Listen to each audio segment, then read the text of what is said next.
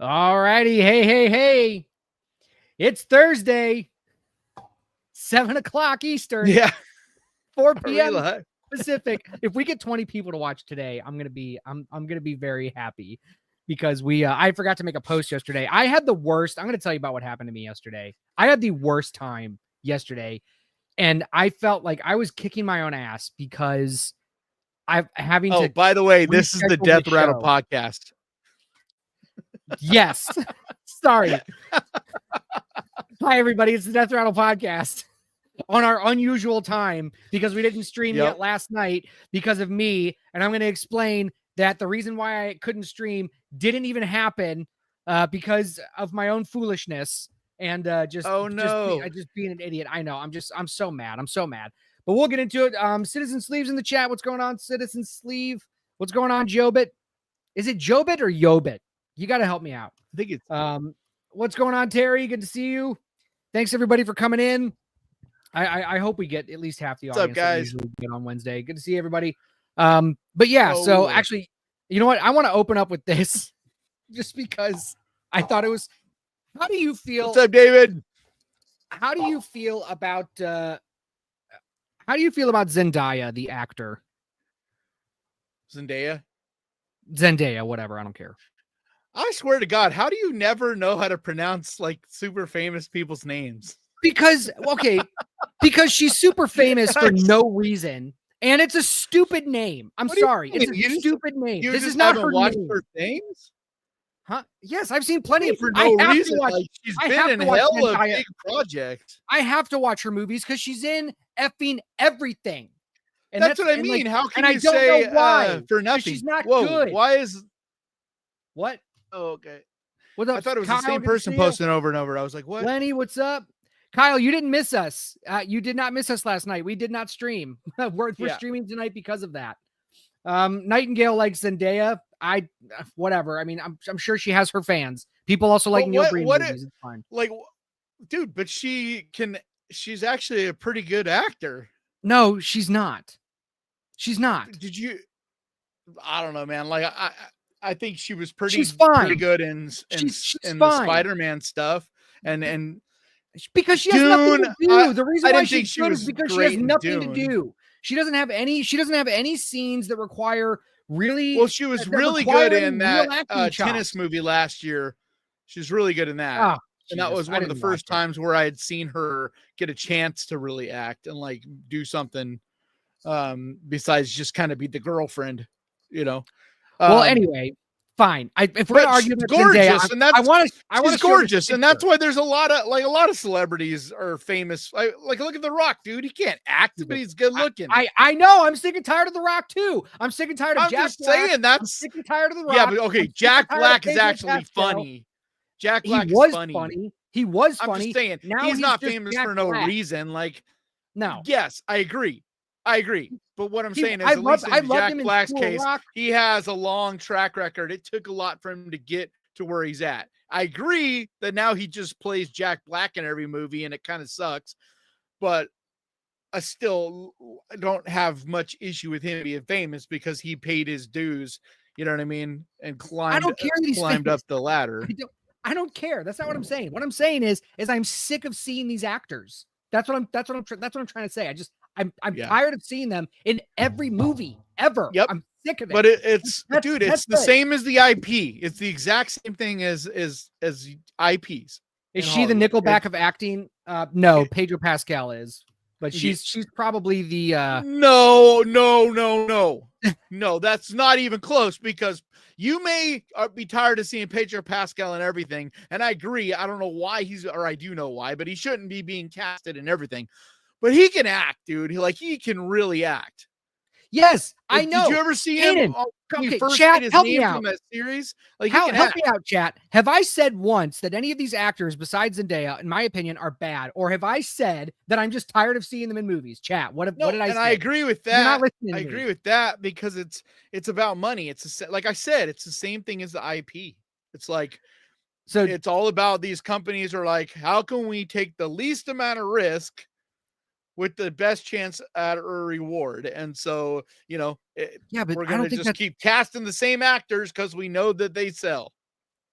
I don't know. Anyway, here's the thing that I wanted to share because I thought it was funny. Because of this is that Zendaya, whatever, being cast in everything. She was just announced to be in Shrek 5. Shrek. Yeah. And here's the IMDb image. It's almost like they also know that Zendaya is in everything. Like, look at all their faces as if they just heard that Zendaya is going to be in their movie. And it's just like, they're just like, oh God. Like, look at Donkey. Donkey's my face. Because in the movie, when they say her name, they're like, oh, wow. Like, they make a big deal out of it. Like, Shrek does. Like, it's just his voice, I think. I don't know. I haven't really watched the trailer. I saw someone kind of talking about it and saw a little clip of the trailer thing. I just thought this was funny. That's the little teaser trailer is literally just them announcing the cast. Right? Yeah. I haven't watched a Shrek movie since 2. I don't understand the obsession with it. I haven't seen a Shrek movie since the first one. Really? Well, Shrek 2 is pretty good. I would say Shrek 2. How many Shreks are there? I thought there was only 2. 5 now. There's 5. It just was on the screen. Shrek 5. There's 5. There's going to be 5 Shrek movies. It's I knew there's a new one coming out, but I thought there were only 2 of them. I didn't realize that there's been. Nope. Well, no wonder why people are reacting that it's weird because their kids are all grown up. Because it's like someone I was watching was talking about it at 3C, and he was saying how, it was kind of annoying how the kids never grew up, and each one of these movies, like, nothing would change. And then now in this, like, right away, you're like, oh shit, Shrek looks older and his kids like grown up. Yeah. It's like cool that they're finally aging everybody, but it's also kind of weird because it's like they didn't ever do that through any of those movies. But I thought there was only 2 of them, so I didn't see how that was that big of a deal. But if there's 4, well, no wonder why it was weird that they never grew up.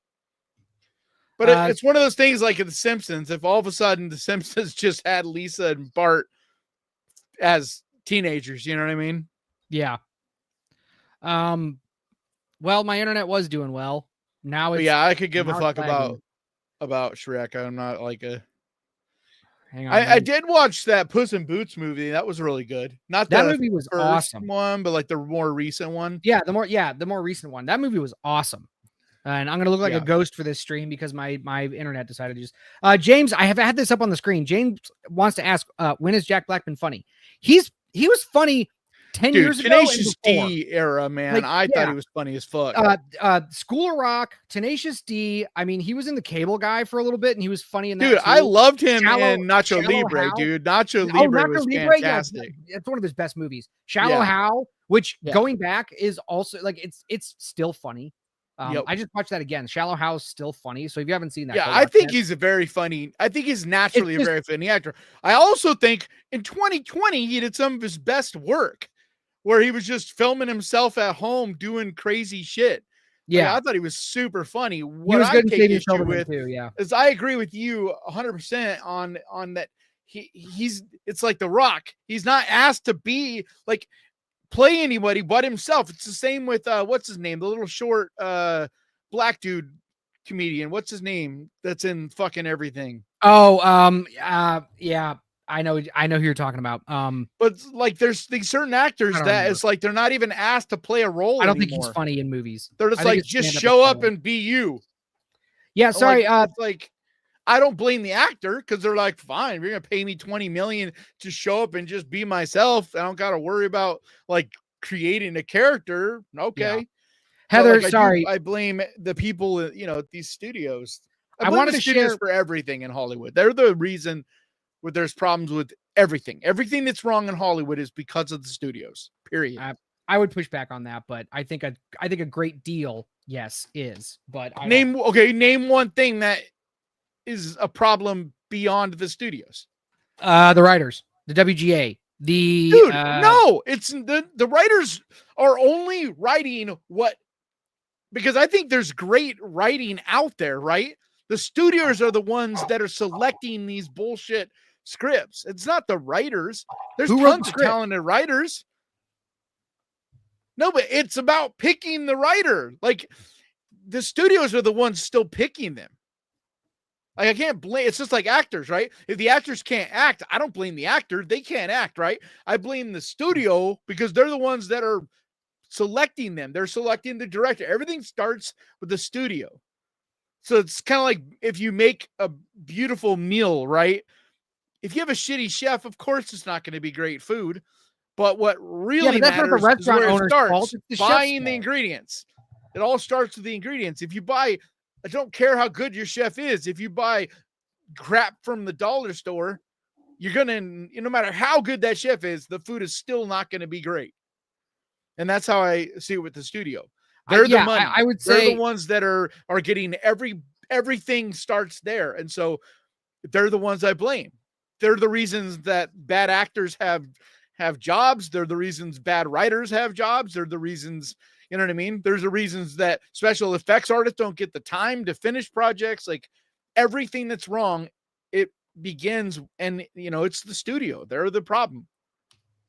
And it's really beyond the studio. It's the studio head.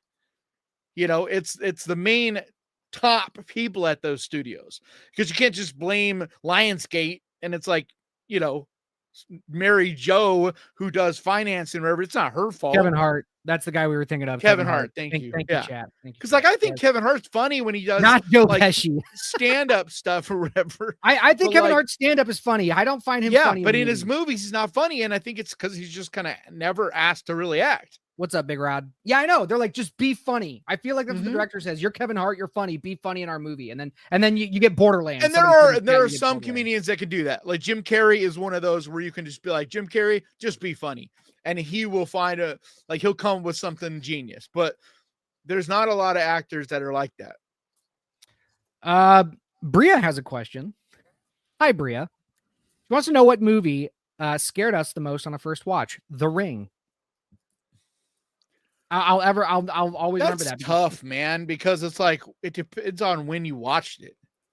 Yeah, well, that's why it's not tough to this for me. day. The movie that scared me the most was probably Event Horizon. But if I watched Event Horizon now, that movie, it wouldn't have scared me. It would have scared me probably almost none. Dude, it's still scary. Event Horizon. So I guess. But dude, I watched like 4 or 5 times more movies than you, man. Like, I'm just sensitized as you can possibly be. Right, but if you think about it, I guess what I'm trying to say is the reason why Event Horizon still scares me. It's not like the movie itself scares me. It's not like any of the imagery or anything scares me. It's the idea of what happens in Event Horizon that is terrifying. So that's what I mean. Existential thing, that Lovecraftian, like that thing is what is always the scariest to me. Like I was just talking about it in a video I shot like yesterday or whatever, where that's why the ocean and space, those are the only 2 things that ever really scare me anymore, is because those are the unknown, and those still apply in the real world. Because like, I don't believe in ghosts. Like I don't believe, not like the thing that would scare me. Like I want to, but neither do I. Yeah. But I mean, I and it's funny. I'm not even saying that I don't believe that there's an afterlife or a spirit on some level, but the scary part, I don't buy. Like anything that would scare me about it, like it just doesn't. You're not going to find me in a house that's dark and get me scared. It just won't happen. I know. We did this. I've been working on this show, and I'm pretty sure I can talk about it. I just won't say the name, but I'm working on this show where it's essentially a paranormal investigation show. Yeah, you already mentioned it with that girl. Yeah. Okay. I already talked about this. Okay. Well, we went to, so there's you didn't say the name of it then either, St. Augustine down here. It's the oldest city in America, and it's like super haunted. And there's specifically this jail that is haunted. It's confirmed haunted. Ghost Hunters, that TV show, and like all these, like legit paranormal. Yeah. When I was down there, they did they have the little tour that you can take. Yeah. So we went. Like, I wanted to go on it, but they also have a ghost hunt that you can go on. It starts at midnight, and you're in there for 2 hours. Yeah, that's what I mean. That's what I wanted. And everybody didn't work out. Everybody kept claiming seeing stuff. Like the tour people were like, "Look, you can see the thing here," and I'm just like, the one thing that I couldn't explain was they had this bell, and it was a very basic, just like what do you call it? Like hotel bell. You know what I'm talking about? And every now and again, it would just ding. And that was the one thing that I was always like, I don't know how that's happening. Well, there's like 1,000 ways you could do that. I guess so, but we could inspect the bell. All it takes, you could. Yeah. That doesn't mean anything. All it takes is the slightest vibrations for those bells to cling.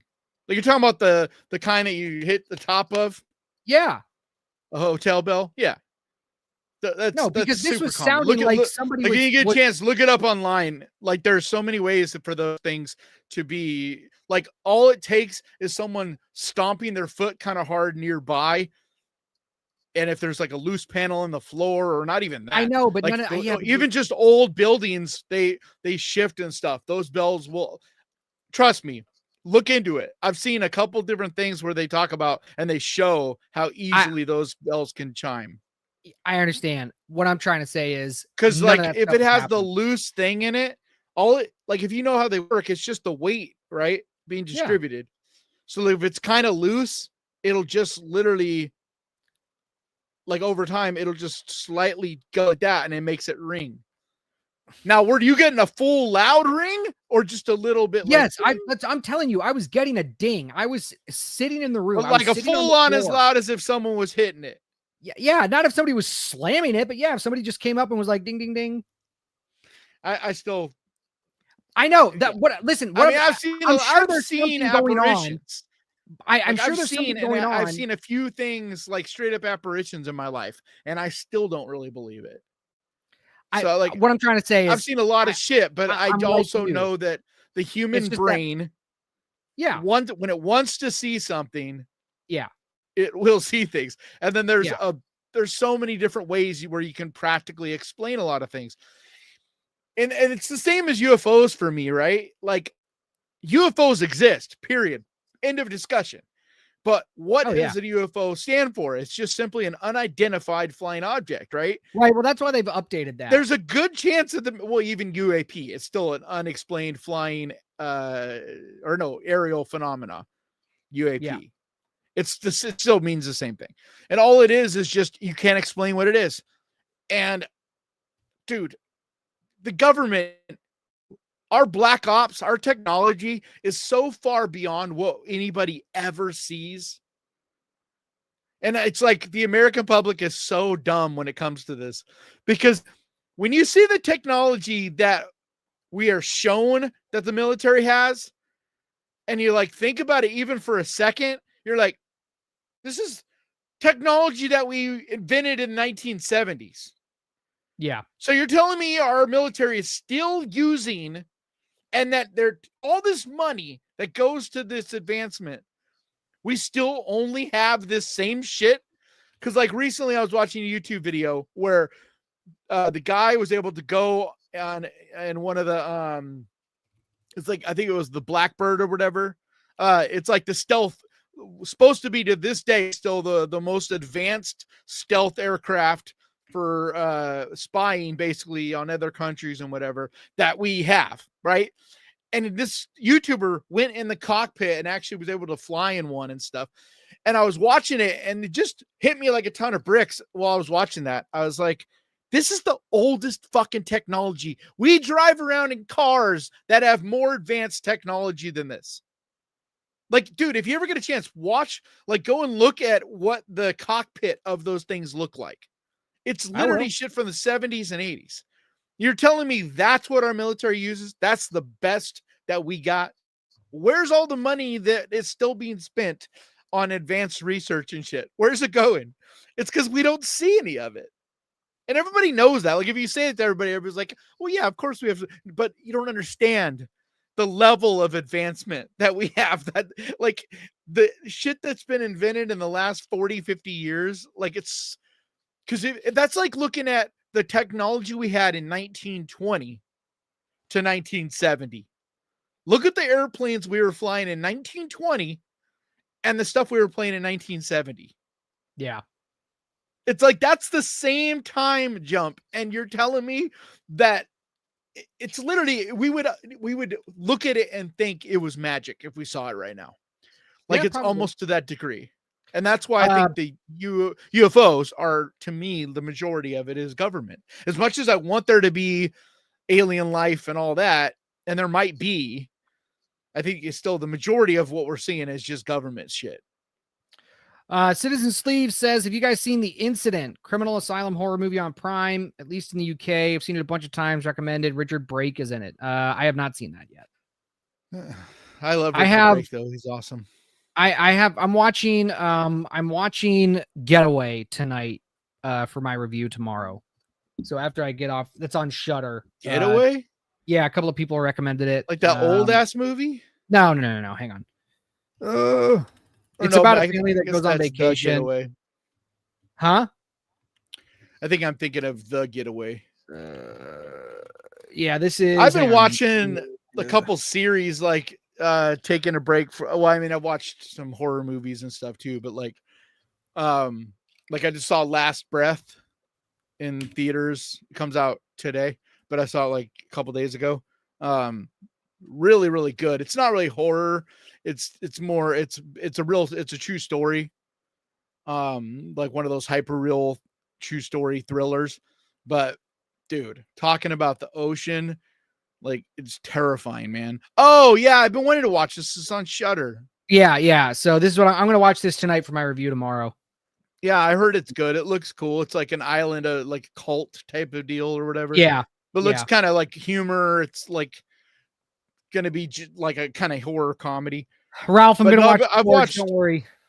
Yeah, I watched it. If my video that'll come out on like Saturday or Sunday this week will have my review of the Nightingale. Yeah, we're gonna get to the Gorge. Don't worry. We got to talk about. I want to talk about Companion, and I want to talk about the monkey. I want to talk about Companion. Okay, I'm so happy I got to go into this movie as blind as I did. I know. You said well, like, how do we talk about? Yeah, how do we talk about it with that? It's like one of those movies that it's like Predestination. Any discussion is going to spoil it. Yeah, it's like Predestination. You can't talk about Predestination. We've talked about this before. It's a movie that's based off of a Robert Heinlein story. It has Ethan Hawke in it. For a second.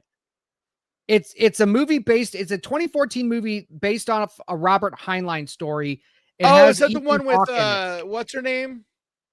The girl, Ethan Hawke from Harry Potter. Sarah Snook. I don't think so. It came out in 2014. Well, it might. Hang on. Here. No, I'm going to show you. I'm bringing it up right now. Here it is. Or you're going to walk away. Okay.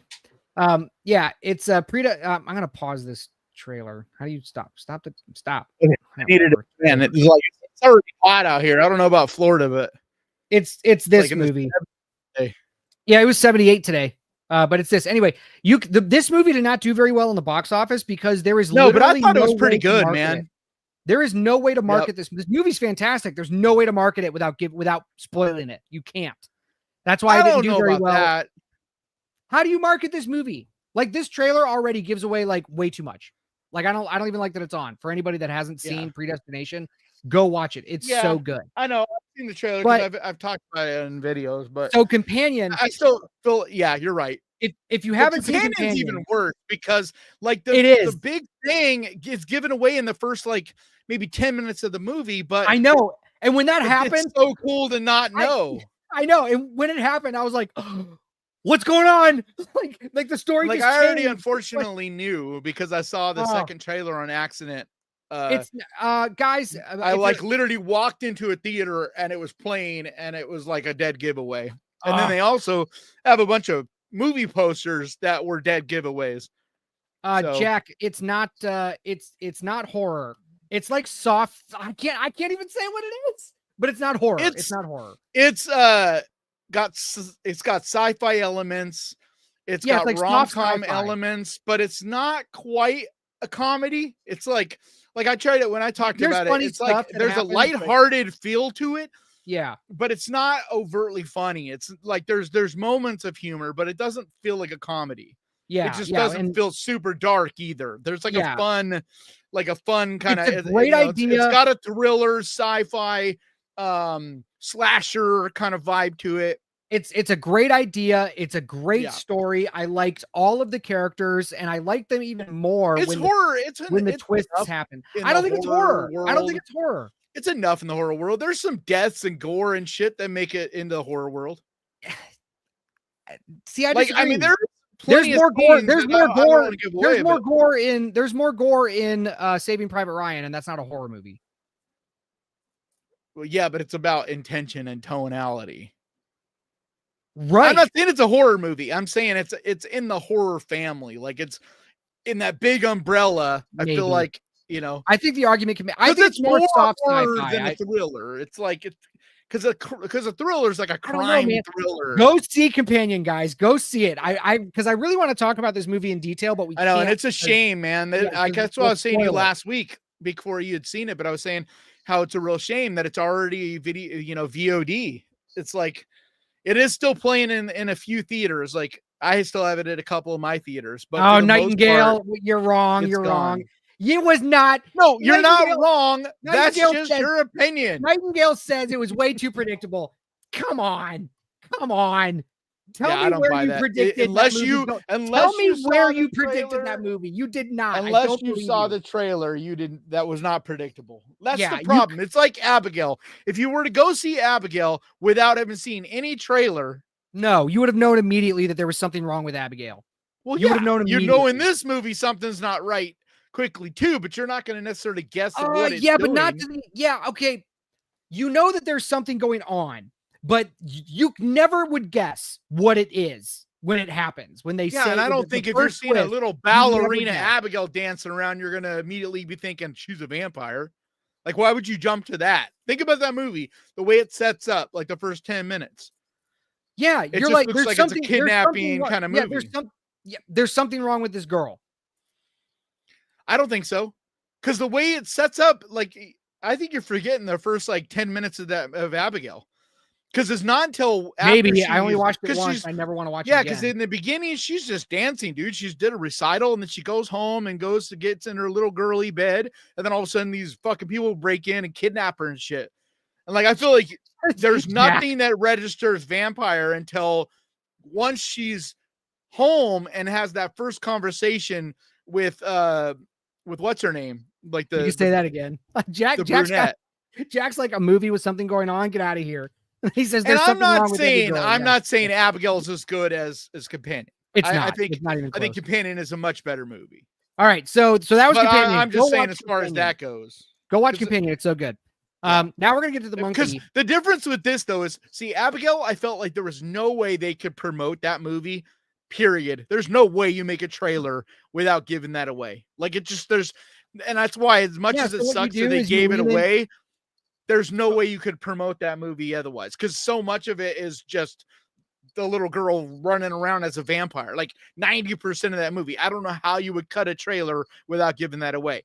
Companion is very different because they did do this. The first trailer doesn't give any of that away. It does a great job of not giving away like the twist in the movie. And then I go and release a second trailer that flat out tells you what the movie's about. And I'm just like, why? Like, to me, that's one of the most egregious things I've ever seen, because it's not like, it's one thing when you release a trailer and it's like, oops, cat's out of the bag, you know, marketing team, you're fired. It's another thing when you have a trailer that is definitely interesting enough, and then you go and release another trailer that gives everything away. Like Blumhouse has been doing that too, where they'll release the first trailer that's like, oh, that's intriguing. And then another trailer that's like, okay, well now I've already seen the movie. Yeah. Okay. All right. We got to get into the monkey because this is probably going to take up the rest of the show. Yep. Because I wish you had another person there with you so I could be like, okay, when I tell you, you smack him in his face. Like have someone there to smack you. So I'm going to read. I don't think we could possibly, just to set this up, I don't think we could possibly disagree more than we are about to on this movie. That's fine. And like, I haven't read your review. All I know is the little text back and forth we had, which is very minute. I can back mine up. I would love to see you back up yours. I will, but I only have like basically one sentence to back it up. And you know what? I'm sure that sentence is fallacious, and I can't wait to knock it down. So I wrote like a 12 paragraph blog post about this fucking movie. And this is the longest. If you go to Horror Sucks, if you go to my YouTube channel, this is the longest video that I've made. It's a 10-minute long video. It's a 10-minute. You got to start making those. But not every. I'm not going to be able to. I'm not going to be able to do 10 minutes on every movie. There's just not 10. There's not 10 minutes worth of content. There is 10 minutes worth of bullshit. The more you do it, dude, I was that way, and now I can make a 25 to 30 minute long one about a movie. Like, Wolfbane. You get better as it goes. All right, I want to answer Wolfbane. Yeah, we did not make it last night. I had to. Yeah, this is this week's podcast. Yeah, this is this week's podcast. I had to reschedule almost last minute because I was supposed to go to a networking event that I never ended up making it to, and so I was pretty pissed off. And anyway, so that's why we're tonight. Megan versus Abigail. Who wins? Megan, because she's a machine. But anyway, okay. So I'm going to summarize because I'm not going to read all 12 paragraphs. Megan is practically indestructible, man. Yeah. Like it took another giant superhuman robot to kill her. Yeah. And even then, if you remember in the movie, she was able to put herself into a computer and get on the internet. Yeah. There's nothing a vampire can do. From what I've heard, they're not even going to use that angle in Megan 2. I'm like, that is such a cool setup, having her go into the internet and you don't even use that. Like, what the hell? All right, so this is my Blumhouse right now. This is my. I really need someone to set up a sit down with me and Jason Blum because I really want to have a conversation. You want to have a sit down with him, like you're like, I guess in the mob. You want to have a sit down? Yeah, like no, I don't mean in a like I'm gonna beat him up. I mean I want to pick his brain, I know. Genuinely, because everybody I see that interviews that guy just kisses his ass. It's like Elon Musk. It's the same thing. It's like you never see interviews with anybody that like put it to him at all. And it's like, dude, someone needs to like really ask him questions. I want to get to my review of the monkey. So this is my one paragraph summary of my review. And I'm going to pull up everything else that I wrote so that I can bring up my receipts. So The Monkey by Oz Perkins. And sorry if we get into spoilers here, chat, by the way, but this movie is not worth saving. So that's bullshit. Yes, that's like leading the witness. You can't go and do that. No. You can't go and do that. That's like leading the witness. No, I will say this. Leading the witness. I'm not leading any witnesses here. I'm giving my opinion. No, by just saying it's bullshit, so don't worry about me spoiling it. You can't do that.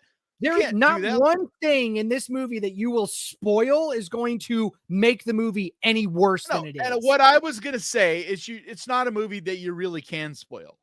Because like it's not. I mean, you could if you say the exact beat for beat like final act or whatever, that would spoil it. But for the most part, it doesn't have any crazy twist. There isn't anything beyond what you see in the trailer. Like there's not. If you've seen the trailer, I doubt there's anything that DJ is going to say that is going to be like a spoiler. It's just not that kind of constructed movie.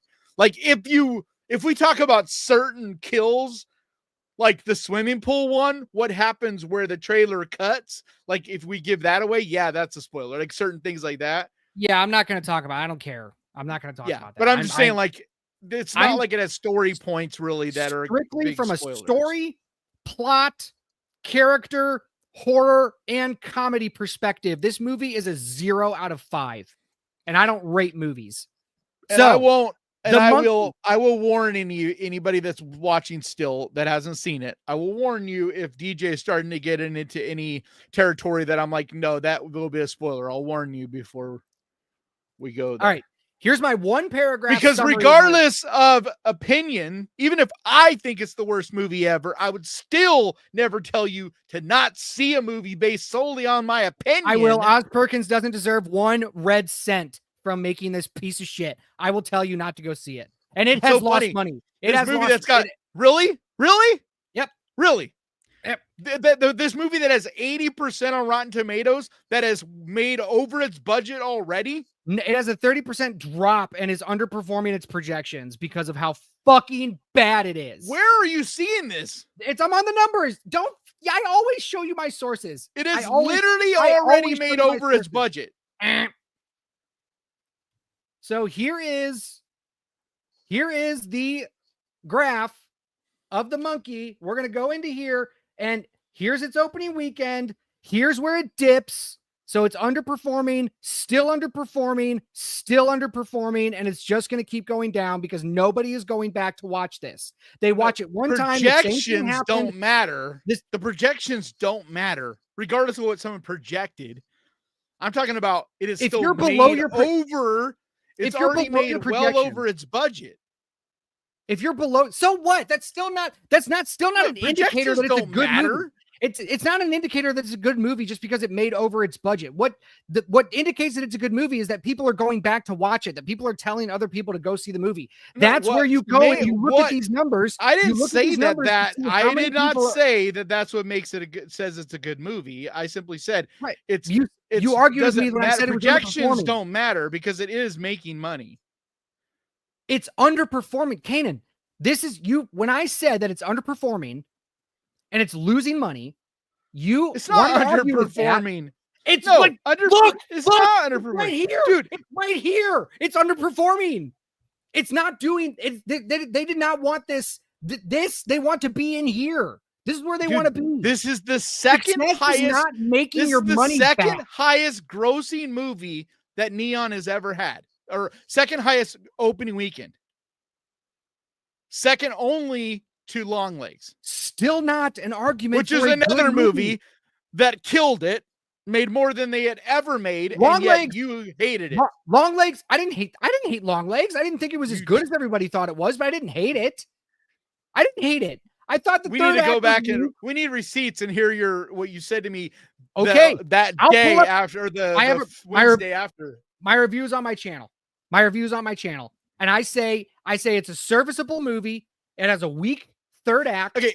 Anyway, but read your paragraph so I can start. Read your paragraph so we can start actually discussing the movie.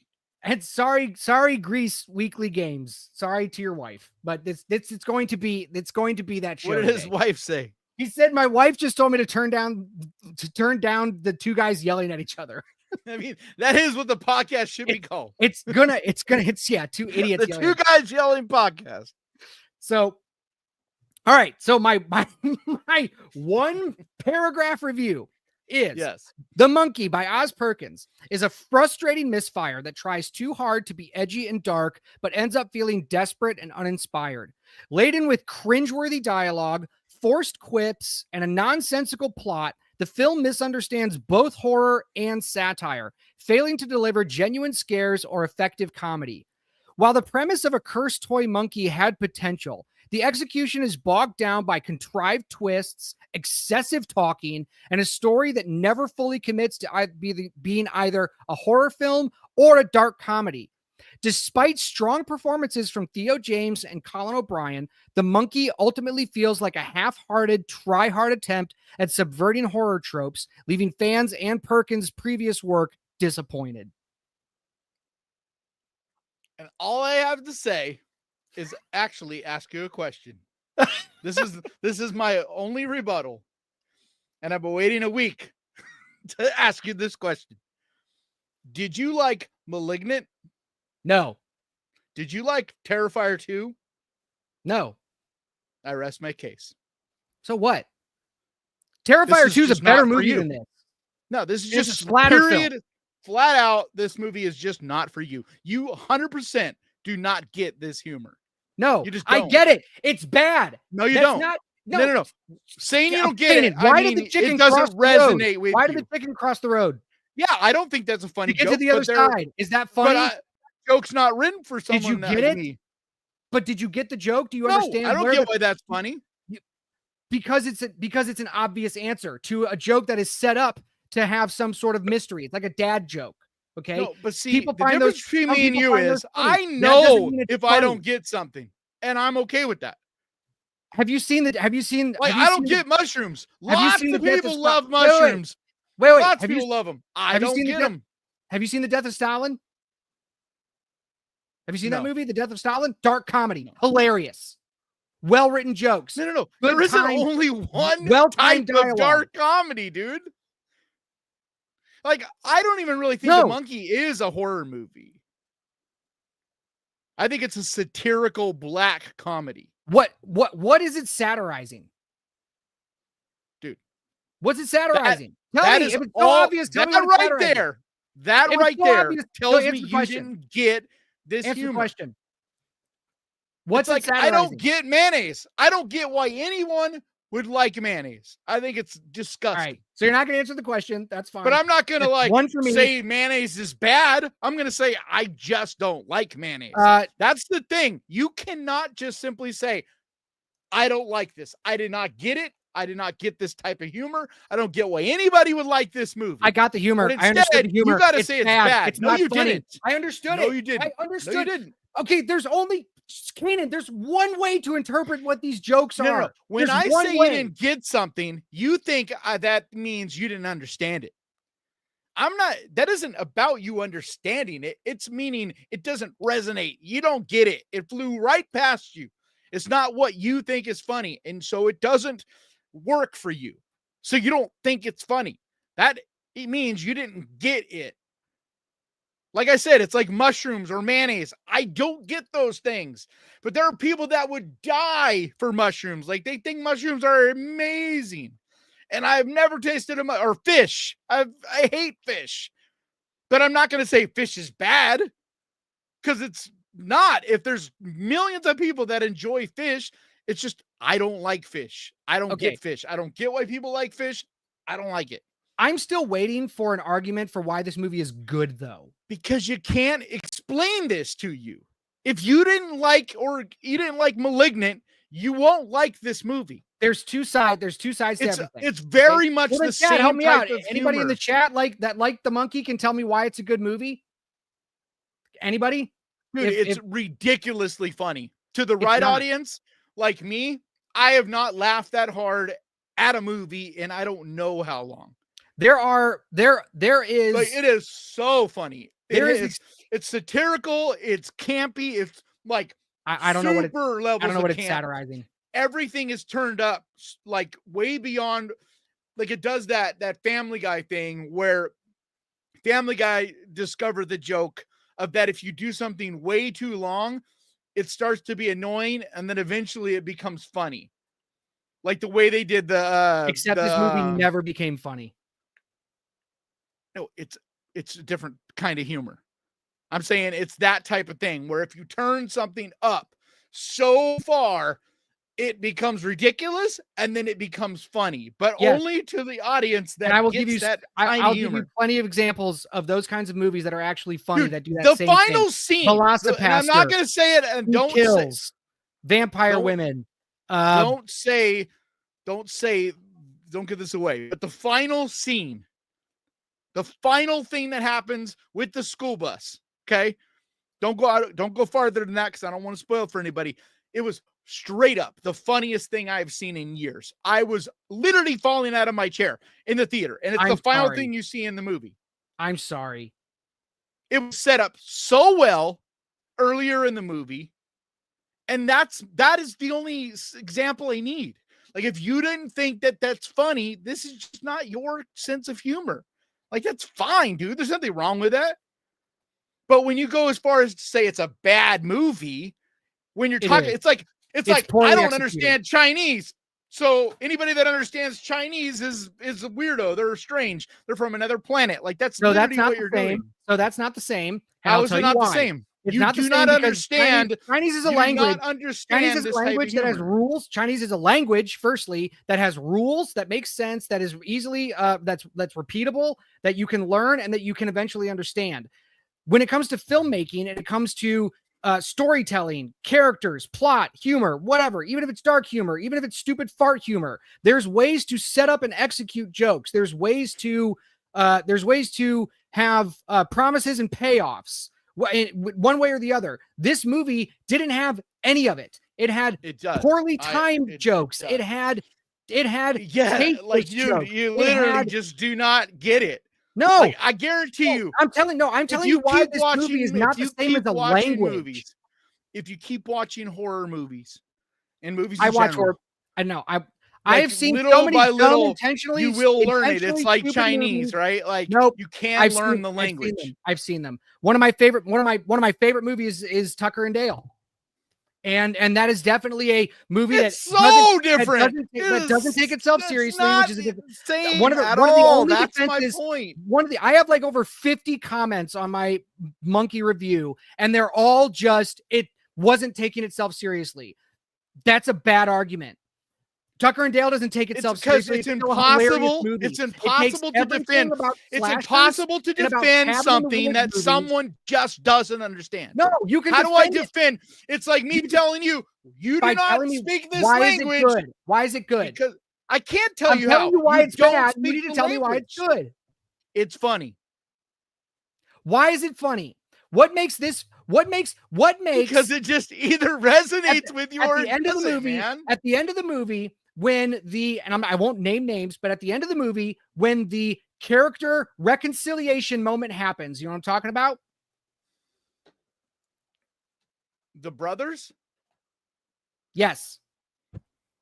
The reconciliation, when it happens. Yeah. All right. And the joke is you know what I'm talking about? Where he reaches out his hand and then, oh, yeah. And then we do it again. No, and then a third time, joke. And that's literally not the joke, DJ. That's my point, bro. Everybody in my theater, holy shit, people like you in my theater were makes laughing. It funny. If it's not a joke. What's that supposed to be? If it's not supposed to be funny, what's that supposed to be? Because it completely pisses on the emotional weight that scene is supposed to have. Exactly. That is what's funny. That sucks. No, it's not what he does that's funny. That's shit. That is shit. It's not what he does that's funny. That's what I mean. You literally just do not understand any of the humor from this movie. And that's okay, dude. I don't know how I don't know how to explain anymore. What makes that scene funny? What the humor was? What makes that scene funny? Funny. Whether makes that scene funny, but it's not a joke, man. That's what makes that scene funny. So why do it? Because what's funny about it is what an idiot he is. That's what makes it funny. Because he's an absolute fucking idiot who hasn't learned anything from the entire movie. That's what makes it funny. It's like when I tried to explain to people why the coffee table is a black comedy. Like, it's hard to explain. Yeah, it's hard to explain to people that movie too, because it's very dark, like 1,000 times darker than this. And most people will see that and be like, there's nothing funny about that movie. And that's what makes the coffee table funny. I haven't seen it. I can't comment. I don't know. Well, I'm just saying there's different types of humor. Like look at my comments, dude. Look at my comments. I've had so many people that are with me on this and thought it was crazy funny. But there's also a lot of people, like my sister. My sister went, and this was really funny to her. She just wasn't crazy about a lot of the writing. And she's right. Like, there are problems with the writing of this movie, that there's definitely, like, story-wise things about this movie that don't work and that could have been better. None of it works. And if that's what you were arguing about, like, you want me to get into that? I'll get into the story. Like, I just all started of that. On the humor. I started all of that. Brother, I started on the humor. You want me to get into the story? But see, that can be dissected. But what is funny is, listen, but what is funny is so much more complicated because it's nuanced, man. It's like different types of senses of humor. There are so many, like, for instance, what's that Bean dude, that English, Mr. Bean.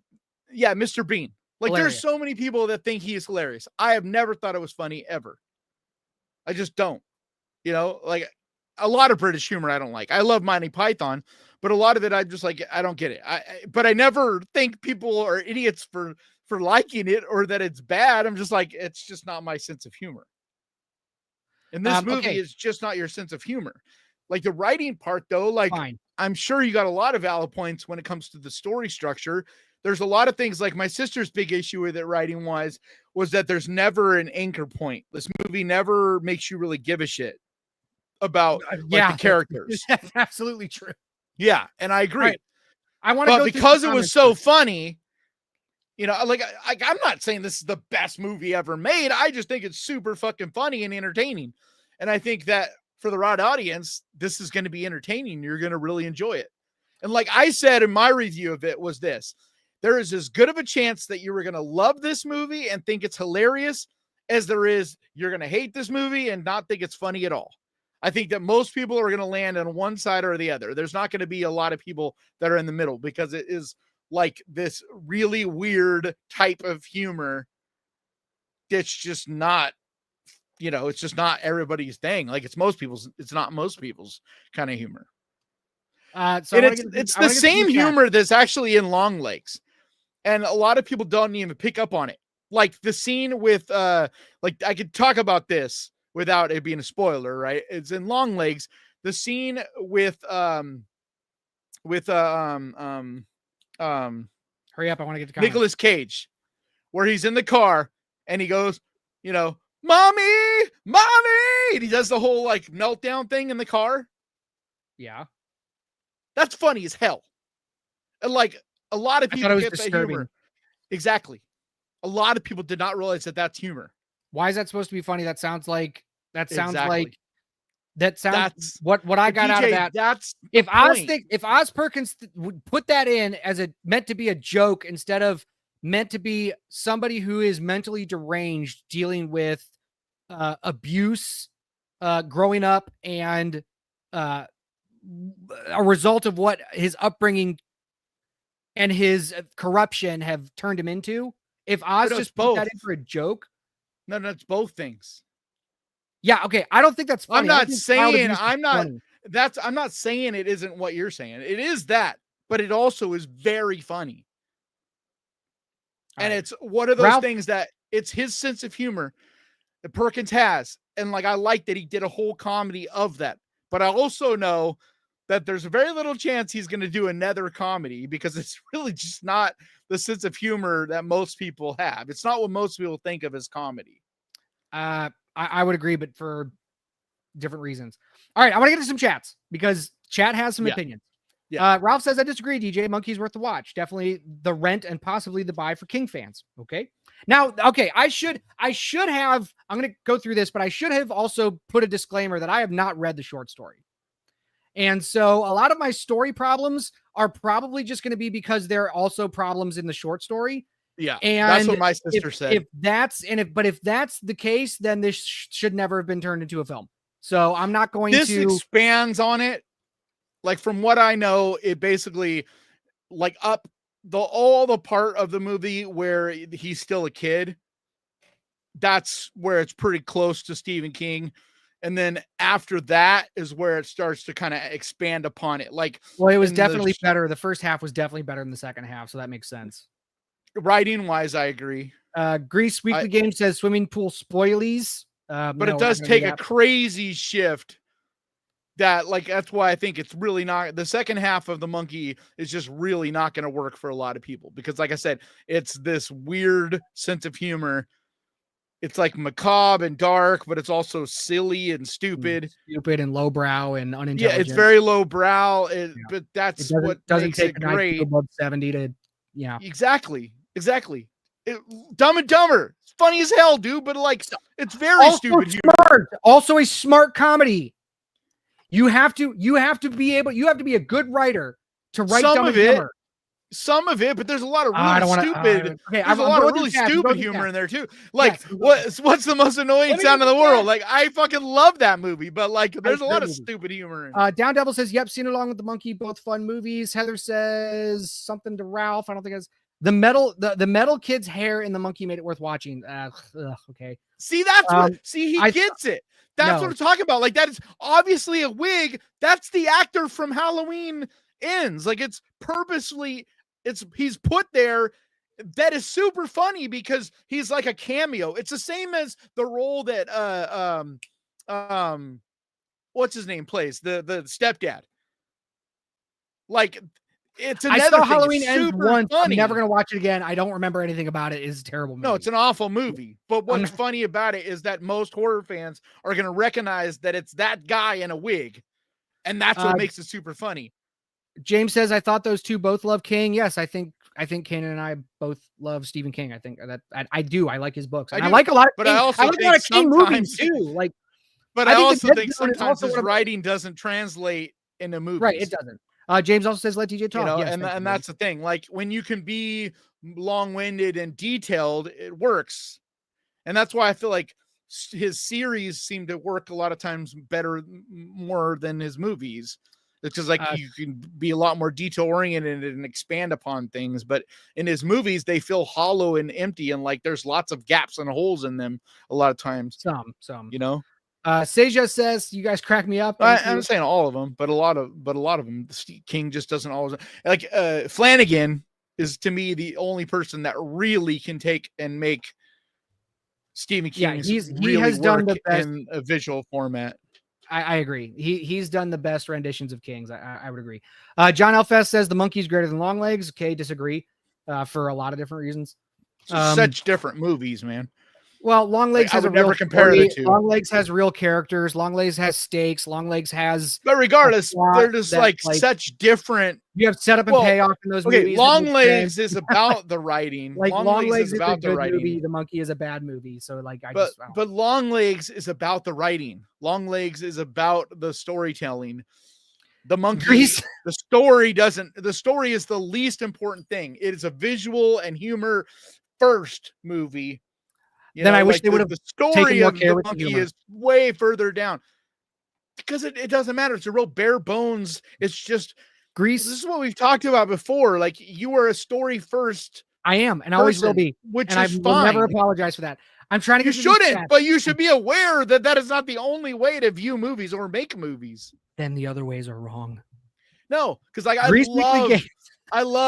I love David Lynch, but David Lynch was a story last person. He was a visuals and mood and vibe and all that way further. Yeah, but like you should still be able to be. I can recognize David Lynch for the talent that he is, but yeah, no, I do not like a lot of his movies.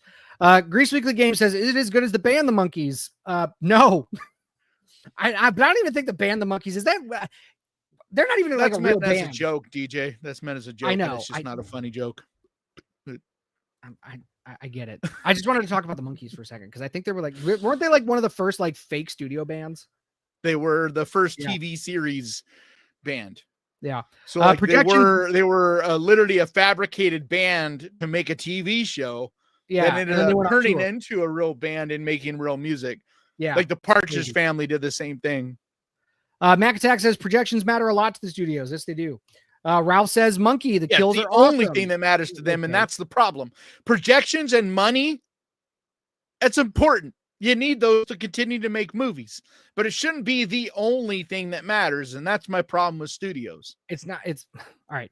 And then DJ blows an artery. And Neon is not a studio that cares about the bottom line more than anything. The projections is not what matters to Neon. If Neon is making enough money to keep making their movies, just like A24, they're happy. I mean, if that was not the case, they would have a totally different business model. Yeah, you're right. And I'm not like, here's the thing. I think movies like The Monkey should be made so that we can make examples of them and show other filmmakers. That's why I said it's different than Disney. When we were talking about Marvel, when we were talking about Marvel and you were showing the projections, what did I say? I'm like, you're 100% right. Like for Disney, this is a huge loss. Yeah. And this Neon, I guarantee you right now, Neon is happy as shit with the Monkey. Jack says they know their stuff's weird. They know their stuff isn't going to work for, general audiences. And that's why I love Neon. Jack says y'all need to calm the fuck down. No. It's what we do. Citizen Sleeve says at least what I do. Yeah. This is why this is fun. This is my venting time. Mac says DJ is cooking. Thank you, Mac. Citizen Sleeve says didn't like Malignant. Damn, no, I did not. DJ, but I read the short story the movie was based on. It was sinister stuff. Skeleton Crew, get there. Well, maybe I need to read the short story. I don't know. What? Here's a comment I'm not used to. Sounds like he doesn't like movies. I don't know. I'm confused. What does the Skeleton Crew have anything? I don't know. You want us to talk about Skeleton Crew? I don't want to talk about Skeleton Crew. Well, I'm confused. What is the reference? How does the monkey? I don't know. Wolfbane, what's the reference? I'm lost. Mr. Halloween says I love mushrooms. Ralph says I like them on my pizza. Heather says The Death of Stalin is really good. I agree. I know, I've heard it's really funny. I can't watch comedies really. Like I can't watch anything other than horror really. It's like watch The Death of Stalin. You want a good dark comedy movie? Watch that's how you do it. But it's like if I don't have time, like I don't know, man. Like, dude, make time. In order to watch, I make time for that stupid Thicket movie you told me to watch. That was a good movie. What was stupid about it? Everything. I could not pay attention. I kept catching myself on my phone. Dude, sometimes it takes a little bit to get in there and then I understand. You're in for the ride. That movie does take a bit to get going. Prop Dude says, wait, where'd it go? Prop Dude says it's like people that mainly like blue comedy going to a Brian Reagan show and saying he sucks. It's just exactly. Okay, that's exactly. Whatever.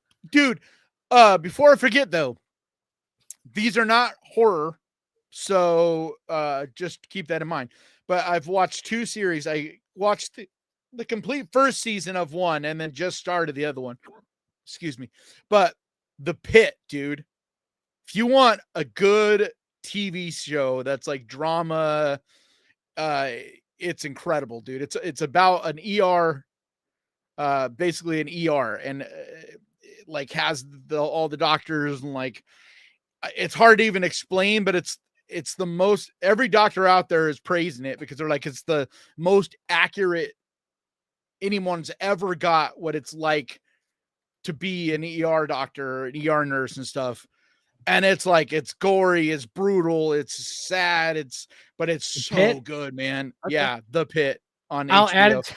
add it to the list. It's so good. But you got to be in the right mood for it. You know what I mean? Like, cause it's really sad. It's really tragic at times. It's, like kids with bullet shots, like bullet wounds, like, you know what I mean? Like everything from like that to like old people and, like it's just, but it's everything. It's exciting. No, it takes place in Pittsburgh, I think. Oh, Pittsburgh. Even better. Clever Cleaver says Kanan's over here eating dry sandwiches like a psychopath. No, I eat mustard. Duh. Heather says this is wanting me to see the monkey more, actually. No, Heather, don't do it. But no, I think everybody should. That's what I said in my thing. Like, make up your own mind. Like, John, a lot of people are not going to think it's funny. They're just not. But there's also a lot of us weirdos that are going to love it.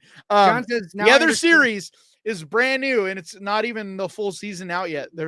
But it's on Hulu and it's called Paradise. And this is one that a lot more horror fans will like. It's a dystopian show. I can't expand on it more than that because it gives away like a spoiler. You find out in the first episode, but it's cool to find out without having it spoiled.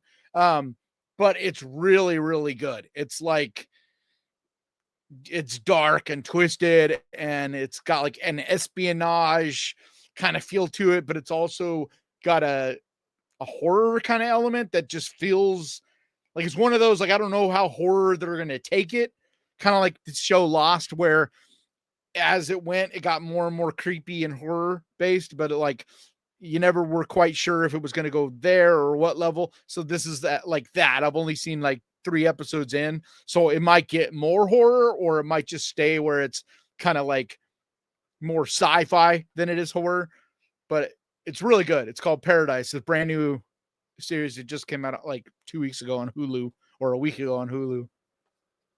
All right, cool. John says, now I understand your choice of handle. Horror sucks. Yeah. Yes. And hopefully you understand how ironic it is. Yeah. It's his attempt at humor. Mac Attack says, would Oz's dad like it? And honestly, Mac, I really think that this movie is Oz Perkins airing out his daddy issues. And I think his father died a while ago. And so he does need to find a therapist or a new father. Well, yeah, his dad died of AIDS in the 80s or 90s.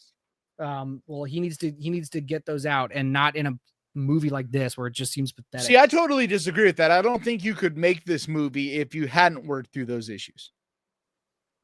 Like, I feel like he is airing those, you know what I mean? Like, that is definitely an inspiration here.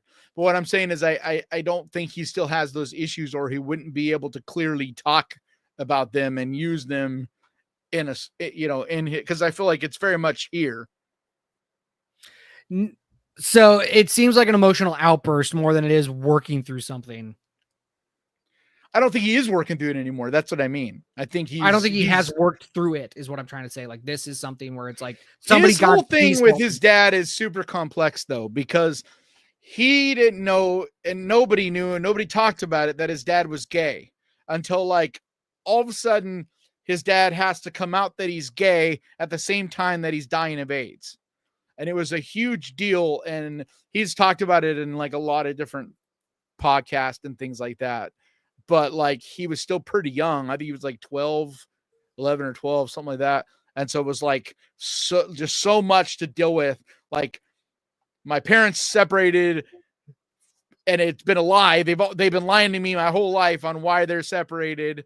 You know what I mean? And like finding out, okay, my dad's gay. He's famous. Everybody is now asking me these questions and all this, and he's dying. You know, and at the time, AIDS was still a fairly new thing, you know, and we hadn't all like worked it out yet. You know, like people were treating it at the time like this super taboo thing that, I mean, people were still thinking that you could catch AIDS from literally just touching someone's hand or touching something someone else had touched. Like, it was that degree. Because I remember I was around the same age as Osgood was at that time. Dr. Fauci thought that you could get it off of cereal boxes. Is that your attempt at humor? No, that's a verifiable fact. Really? Yes, Dr. Fauci's a fucking idiot. Well, back then he thought that? Yes. When he was like in his 20s or 30s? Yeah, when he was like practicing medicine 40, 50 years ago. And when he was visiting gay bathhouses. Yeah. The point is, I don't know why you went into that and got all political. Because you were said about AIDS. People thought that you could contract AIDS. Yeah, I'm saying like there was a lot that wasn't known yet. But he wasn't alone, dude. It was like, he wasn't alone in that. A lot of people thought, I mean, like literally there were talks and conversations of people being like, you would have to use a separate gas station. Like, that's the degree. People were using like wipes to wipe their hands before they would use the gas pump because they were worried about people with AIDS having touched it. Like, you're a little too young to really remember what it was like. I'm just barely old enough. I just want to get through these. I just want to get through these real quick, and then we can keep going because people have said things. The point is, yes, he did have daddy issues, and I don't think he'll ever get over the kinds of levels of PTSD you get from all of that shit. Seja says, I like the monkey because of the scenery and laughed out loud several times. Okay, well. Yeah. It was corny and bad. You have to admit that it's a gorgeous looking movie, right? I mean, yeah, it looks fine. Are you kidding me?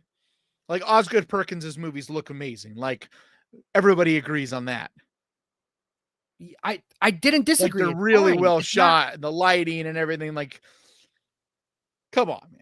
It's fine. It looks fine. What do you want? Yes, it looks fine. So what? I'm expecting, sorry, Kanan. I'm expecting a certain level of quality when it comes to these movies. Like, I'm not going to compliment. Why? The shots were in focus, so it should get points. Like, why? This isn't a $200 million movie. And you don't think that people can pull focus on less than $200 million? Like, if we're talking about a movie, no. I'm talking about the creative eye. We are talking the creative eye. Nothing really blew me away. It was fine. Yes, the colors were fine, but no, there weren't any creative shots like I just lost the name. Snatch, Lock, Stock, and Two Smoking Barrels. The Legend or whatever. Like, who's the fucking director? You know what I'm talking about? He has those really dynamic looking shots. I hate that I do. My brain. I can't remember his name off the top of my head, but I know who I'm talking about. He has very like creative, dynamic looking shots. Fincher. I don't know. They're David Fincher. No, it's not Fincher. But there was nothing like that in this. Like, but yes, the colors were fine, the shots were fine, the lighting was fine. Like, that's okay. But I think there was a lot of creative choices beyond that. He just doesn't do maybe crazy camera angles, but like, there's a lot of like set, like, he's the director, dude. He's not the cinematographer. Like, no, I know. You know what I mean, like, I know a lot of the way the sets, the period. I'm not complaining. The period accuracy, like even something as simple as a thrift or their pawn shop. Like I was marveling at that. Like so many movies would go light on that, and like he has such an attention to detail with stuff like that. Like I've seen the movie 3 times now, and like I think I appreciated that stuff much more the second time. Yeah, like I said, I'm not. But like I'm all not his scenes look so lived in, and look like even the vehicles in the movie, like the clothing, like everything feels so lived in, and it doesn't feel like a movie. Ralph says DJ likes intelligent films. I do. I also like dumb films. That's horse shit. Yeah, okay, thank you. I'm glad you said that. Because like that's horse shit. Because like nobody likes intelligent highbrow movies more than me, but I also like stupid stuff too. Like, yeah, I would hope if you're someone that appreciates film, that you're going to enjoy a lot of different kinds of film. I'm not saying DJ doesn't enjoy stupid humor. I'm not saying that at all. Like I very much enjoy stupid humor when it's funny. Yeah, I feel like this is a very narrow band of humor, and it's like. Sorry, I just read. Sage just says DJ colored inside the lines as a child, and Kanan didn't. It's obvious. Exactly. Yep, that's 100% true. Like from the time I can remember, I didn't want to color inside the lines. I never understood the point of coloring inside the lines. So I was always blending my colors from the time I can remember. Like my crayons, I would color over them to come up with new colors and shit like that. Like. Ralph says it's like I said, I am visually stimulated much more than I am by the story. Story is important to me. It matters to me, but like, it's not the most important thing to me. Whereas like with you, the story is the most important thing. And like the visuals matter to you too, but they're not the most important thing. And I think that's like a big difference between the two of us. Ralph's asking, does DJ like Stephen King books, TVs, movies? Yes, I do. I think it is one of the. I love Stephen King. That's not greatest novels of all time. Neither of us were trying to like talk shit about Stephen King. Like he's a fantastic writer and has come with some of the most coolest horror stories ever made. But like that doesn't mean everything he does is perfect. But even more doesn't mean that all his stuff translates into film. And it takes a certain type of other artist to take a Stephen King and translate it into movies. Yeah, it takes a Flanagan. Mostly. I think it chapter 1 was pretty damn. I would agree. Yeah, pretty damn good. Yeah, it chapter 1 was really good. James says Thanksgiving was a Machete. What was it? David or Andy Machete? I'm not gonna. Yeah, I think it's Andy Machete. James says Thanksgiving was a failure at a horror comedy as well. I disagree.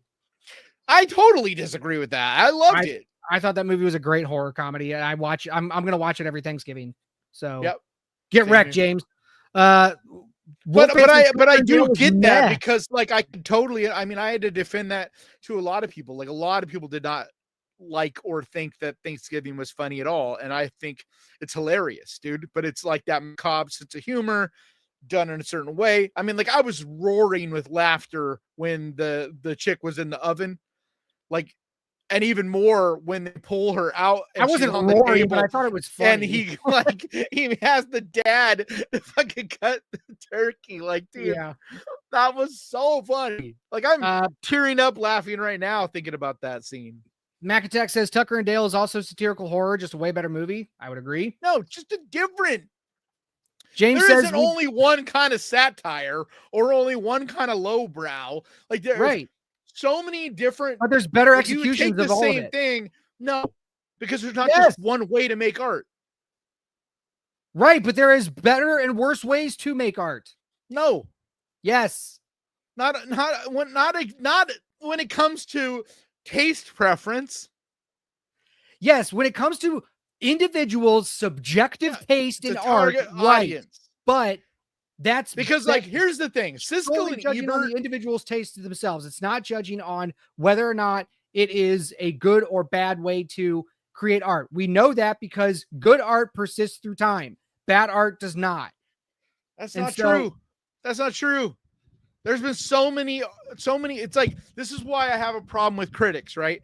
Because there's so many things that critically were panned. Okay, look at The Thing. That's just one example. Siskel and Ebert, who are considered by most to be the best film critics we have ever had, especially TV wise, like they're super well respected. Most people that are critics now, give love to them of being like the pioneers and like all this stuff. Dude, they hated The Thing, and they hated The Shining. And both those movies have gone on now to be considered two of the best, if not the best horror movies ever made. Yes, because what I said is still true. Good art persists through time. It doesn't matter what the critics say about it. If it's good, but it also is that opinions. Not all the time. Why I have issues with H.P. Lovecraft, because opinions are just opinions. Edgar Allan Poe, Mozart.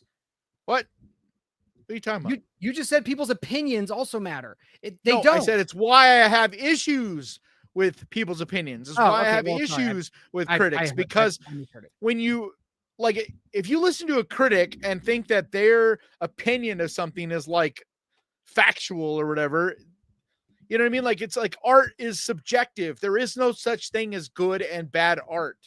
And there's just not. Like, there's art that you may enjoy and the majority of us may enjoy. Like, say 99% of people like this thing. Then we as a society have agreed, yeah, that's a good thing. But that does not mean that the person that does or it doesn't like it, that they're wrong. It just means that they're just not seeing what we're seeing. Tell me the David is bad with a straight face and make an argument. Why would I say that? I think because artists. I do not think that David is on the level. It's like the Mona Lisa. A lot of people just that don't really understand art and like don't really get their fingers deep in art don't understand what I'm about to say. But I think both of those things are extremely overrated. I don't think there's an ounce of creativity in either of those. And so as far as great pieces of art that have been done, they're a lot lower on my and on a lot of artists' totem pole and that's what's so funny. Like both those are super high on the masses, like popular people, like pop culture. Those things are way high on pop culture's list, right? But on artists, if you get them to talk and be honest, they'll all say the same thing, especially the Mona Lisa. You know how David was made? Like technically, David and Mona Lisa are both like masterpieces, technically wise. But most artists know that the most important thing there is in art is creativity. And neither of those are creative. Both of them were commissioned by the church to basically, like, here's this extremely talented artist, but that we don't want any of his creativity because creativity was frowned upon in that era. You only can make something that is this style in the Pieta is not creative. Which one's the Pieta? It's where Mary is cradling Jesus. No, the crucified Jesus. No, do you know the history of all of the Renaissance art and like all that stuff? It's all made in the same time where the church was ruling everything with an iron fist. The church can commission art, but you can't say just because the church commissioned an artist to make a piece of art that there's no creativity. No, they took all creativity out of the artist of the time. That's crap. That you cannot tell me that the Pieta, that the David, that the Mona Lisa, that all of these Renaissance art had no creativity in them. Sorry. No. I didn't say they had none. I said they were minimal lacking. amount. Like they had it wasn't until, and every artist will tell you this, dude, if you study art, creativity didn't really come back into art until the 19 teens, early 20s. And that's why there was such a huge renaissance of art when expressionism and cubism and all the isms were created, and all postmodern art, all that stuff in that era was so creative because for the first time ever, artists, like not ever, but like since way back, right? Artists were allowed, like society allowed artists to use their minds and just to run with them and to make anything they could imagine. And it's why you had stuff like, Dadaism, because Dadaism was making a statement of of how sterile and everything art had been, and how there were so many, all the old money guys, all the people that were controlling the world at the time were still of that mindset. And they were treating all these old masters, like the stuff from Renaissance and all that, as that was the only art that mattered. But yet all the younger people in Paris creating, all these isms art, expressionist type of art, right? And so they were pushing back. Like, you had basically the younger culture that was like, we're expressing ourselves through creativity. Like, yeah, we know technique. That's why Pablo, if you study early Pablo, his art was all very like, church related and all, very classical style of art. And then all of a sudden his art just explodes and transforms into what he ended up helping to create, movements like Cubism and stuff.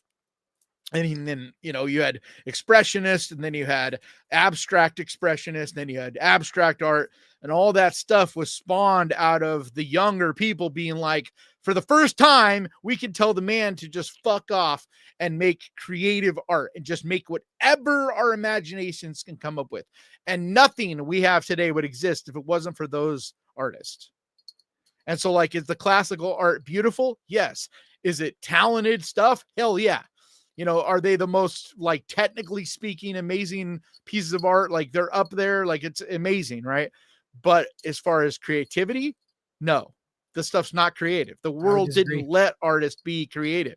Like, they were creative for what they were working with, but they were still working inside a very constrained box where it had to be religious related. You know what I mean? Like, the church had to approve of it. And if the church didn't approve of it, well, then you wouldn't get paid. And so there was no way to make a living as an artist unless the church, and you could even be put to death or put in jail for certain things at the time too. So I think this is a great discussion that I would love to have some other time, because you don't want to get me started on art. We gotta get back. I've studied it. Like, Citizen Steve asks a good question. Many years. I've had it up on the screen. It says, DJ, what's your horror comedy vibe? Idle Hands? Yes. Scary Movie? Yes. Hell yeah. Dawn of the Dead? Yes. The Menu? Hell yeah. Yes and no. There's a lot of stuff. Well, so hold on. Talk about highbrow art or highbrow comedy. I was just about to explain myself. There is plenty of The Menu that I liked. There's some stuff that I didn't like. I can't remember off the top of my head because I saw it, what was that, 2-3 years ago? No. When did that come out? 23? Yeah. Like 2 years ago. 22. Yeah. 22. Okay, 3 years ago. No, it was 23. 23. Oh my God. It came out a few years ago. Well, it was November. I don't remember a lot about it, but so yes. Tremors, yes. Slither, yes. I have not seen The Voices. Dude, The Menu was super funny, dude. Like, all the John Leguizamo part, all his stuff was hella funny. Yeah. Look, if I can go back and reference The Menu, I'll tell you what I thought was funny, what wasn't funny. But yes, all of that stuff is my kind of comedy. Tucker and Dale is my kind of comedy. She Kills. These are the two movies that I always bring up. That's also my kind of comedy. I like most comedy too. Like what we were coming up with. I'd probably like that movie. Going coming out of the horror realm, I'm a big Monty Python fan. I like that. I like the especially Monty Python and the Holy Grail. That's probably my favorite Monty Python movie. But I think Life of Brian is one of the funniest movies ever made. I think Life of Brian is very smart humor as well. Yeah, I think it's very intelligent humor. Definitely more so than a Holy Grail. Yeah, I think the Holy Grail is like the pinnacle of dumb humor. I think it is. I think it's super really silly, but it's also intelligently written. That's one of those where on the surface it looks like stupid humor and like it's silly, goofy humor, but if you think about the writing, like, it's really smart. It is smart. The Black Knight, the way that whole thing is broken down, like, it's you gotta really know how comedy is written. So I would say that's my kind of humor. The only real humor that I could think of off the top of my head that I've never been a huge fan of is that real dry British humor. Like, that's the only humor that is generally, thank you so much, Wolfbane. That's the only kind that really doesn't usually resonate with me. That's not to say I don't think there are certain elements of it at times that are funny or whatever, but just on a whole. Sorry, if it's a super, we got to read it. My dudes, I'm very interested in seeing Companion. It's $20 on Prime in no theaters near me. That sucks. So I'll ask the pirate. Should I pirate? No. And I know the I'll never tell you to pirate. Yep. Yeah. Like, you do what you got to do, bro. I'm not telling you not to, or not. I'm not going to tell you to. Yeah. Thank you for the 5. It's between you and God. You know what I mean? Or whatever you believe in. I never can ever recommend it because it does hurt the industry. And especially when we're talking about a movie like Companion that's really struggling to make back its budget because unfortunately you can't market it. And it sucks. Because it's a great movie. It's a tough one, man. It's a tough one. Like movie. Down Devil says, DJ, it's satirizing death and the silly complexity of it. Down Devil, make that argument to me because I didn't get that at all. So if you can just give me an example of where that happens. What, from the monkey? From the monkey. And hold on. You didn't get that about the monkey? That it's satirizing death the entire and the complexity of it? Yeah, no, that's the entire meaning of it. What do you think? The dude on the horse that rides by at the end, what do you think that meant? I know exactly what that meant. I still don't understand why. Like, I didn't get that this movie is like, we're going to satirize death. Yeah, that's the whole point of the movie. That's literally the entire, like, fine. Bad execution. Because you didn't understand it? No, not because I didn't understand it. Because if your message is this, there should be no question. Dude, I thought it was super clear. I don't know why you didn't get that. Jack thinks Dumb and Dumber sucked. The whole conversation with the mom, it tells you that early on when they're sitting under the tree. Ross, welcome to the channel. Why is DJ so angry? Does he know how movies work? I swear to God, I'm angry and I'm not angry at the same time. Like, we both are kind of playfully angry. Every time. Neither of us are actually serious right now. Does he know how movies work? I just love this. I probably know. Like, they don't see our conversations after we get done with these, though, either. I've probably forgotten more about how movies work, Ross, than you will ever know. Like, that's the irony of this question. Every time somebody asks me this, when I give an opinion that they don't like about a movie they like, and somebody asks me this. But see, if you look at the difference between that and what I've been saying, there's a big difference. I don't question that DJ understands movies, and I don't question that he knows how they're made and all of that. What I'm questioning is about nuance, and it's about taste, and humor is one of those things where you just either get it or you don't. And there's just humor that some people get more than others. And that's what I'm saying here is you just don't get this humor. It's not that you don't understand I get it. That it's meant to be funny. You don't find it funny. You know what I mean? Like, yes, you understand that it's a joke. Yes. DJ's not sitting here saying, I don't see it. There was no jokes in it. No, he understands that this is meant to be humor. He just doesn't think it's funny. Right. And I'm saying that, like, that's just how it works. It's like Malignant. Whenever I say someone doesn't get something, it's the same way I would say, if you don't get mushrooms, you don't get why mushrooms are good, because for whatever reason, your chemistry, your life experiences, whatever it is, it's made you unable to resonate and enjoy what is a mushroom. You know? I'm in that camp.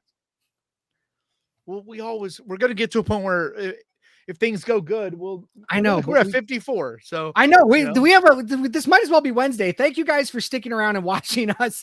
We're going to get to your chats. I'm trying to. I like what Mr. Halloween, he asked, what's funnier to y'all? Companion, Hard Eyes, or the monkey? Hard Eyes. I think Hard Eyes is the funniest of the three. The monkey without even, it's not even close. Okay. I would say second for me would be Hard Eyes. Because like I said about Companion, it's not a comedy. You're not going to watch it and think of that you just watched a comedy. It's more like the movie Scream, where it has comedy in it. There's funny lines in it. There's funny moments. There's definitely a lot of humor in it, but it doesn't feel like it's a comedy. Like Hard Eyes is as much a comedy, like it's as much of a rom-com as it is a slasher. It's like equal parts. It's a rom-com wrapped in a slash. Like it's exactly like it's a rom-com package and the wrapping paper is a slasher. Like that's how I would. So like it's intentionally meant to be funny. Like the whole movie, there's like even levels of the humor in Hard Eyes. Like there's on the surface humor that you'll get easily, and then there's some deeper humor that takes you thinking about it a little bit, or it's like a like the scene where they're running from the killer and he gets knocked down and she just looks at him, turns and runs away. And like that's funny as hell, but yeah. it's not a joke. It's not like it's a, you know what I mean? It's not a setup, it's a joke, but the way it's done, it's still super funny. And it's funny because you're like, I would do the same thing. Right. Like, I'm not going to stop and fight that motherfucker. Right. So Wolfbane explained his earlier comment. He said the monkey is based on a short story from an anthology book, Skeleton Crew. So I guess that was the anthology book. Yep. Okay. Yep. Oh, Jack says mustard has mayo in it. So what? Kanan, you eat mayo. He says mustard has mayo in it. Well, you like ranch too. I love ranch. You know, I don't like ranch that tastes like mayonnaise though. It's like I got to have the right balance. It's like I love deviled eggs, but they got to have the right balance of mustard and mayonnaise. Because if I taste that mayonnaise-y flavor, I can't put my finger on or whatever. Like I hate that flavor. Haas says I'm here for Kanan's positivity and his love for cinema. It's like, dude, there's mushroom stuff like pasta sauces that have super diced up mushrooms. I can eat that and I'm fine with it. Mostly with mushrooms, it's the texture. Like mushrooms have this nasty ass texture. Everybody's talking about mustard now in the comments. I'm not going to go, or in the chat. I'm not going to go through all these. Joe Bet's back. She says, wow. I didn't know mustard had mayonnaise in it. I think Dijon does. But I don't think like yellow mustard, like Guy Ritchie. Thank you, Guy Ritchie. That's who I was talking about. Yeah. Guy Ritchie he has very dynamic shots, very creative shots. Yeah. I like a lot of the stuff. Even though, what was it? Is it Snatch or Lockstock? Is it Snatch or Lockstock that has that just yellow grade over all the footage? I think that's Lockstock, right? Like everything is just so yellow in that movie, but I think his cinematography is great. Thank you. Yeah, guys. because Snatch has more of that earthy tone to it. Like everything is a little more bluish, earthy, properly colored. Yeah, thank you guys. I'm so dumb. But I think there's different ways. Like sometimes there's a filmmaker like Guy Ritchie where it's all about the unique camera angle. Like for instance,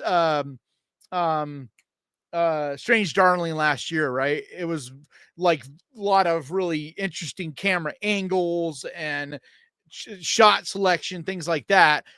But there's other ways that you can be a super creative filmmaker too that isn't necessarily going to be just camera angles stuff, but it could be as simple as the type of lens that you're using. Like in Oscar Perkins' case, all his movies have this older, almost 1970s feel. There's like it feels like oil paint versus acrylic paint. Like his stuff is very rich and feels like there's depth in the color. And so like there's other ways you can be a creative filmmaker. It's not as simple as just shot selection. So when I say a movie's beautiful, I'm not just saying, you know what I mean? I'm not just talking about one. I know. We were talking about ways. No, I understand. I know I'm talking to the audience as much as. I don't want to bring this up again, but because I don't want to get back. What up, Prop Dude? But Prop Dude says, being subjective aside, sometimes a banana taped to a wall is just a banana taped to a wall. I would agree. That's not true. But didn't we have this conversation? Didn't we have that conversation on this? Yes, we did. We did, and we didn't come to a conclusion. So it's because the banana taped to a wall the banana is not the point at all. I'll leave it at this. I'm not going to go in. It's a whole long explanation. Okay, all right. I'm not going to go into all that. What I will say is this: if you are curious about this on what I'm talking about, go look into it yourself. But the piece of art and what makes it art has zero to do with the banana. And has everything to do with the meaning and intention behind it. That's what makes the art. Huh? What was the meaning and intention behind the banana taped to a wall?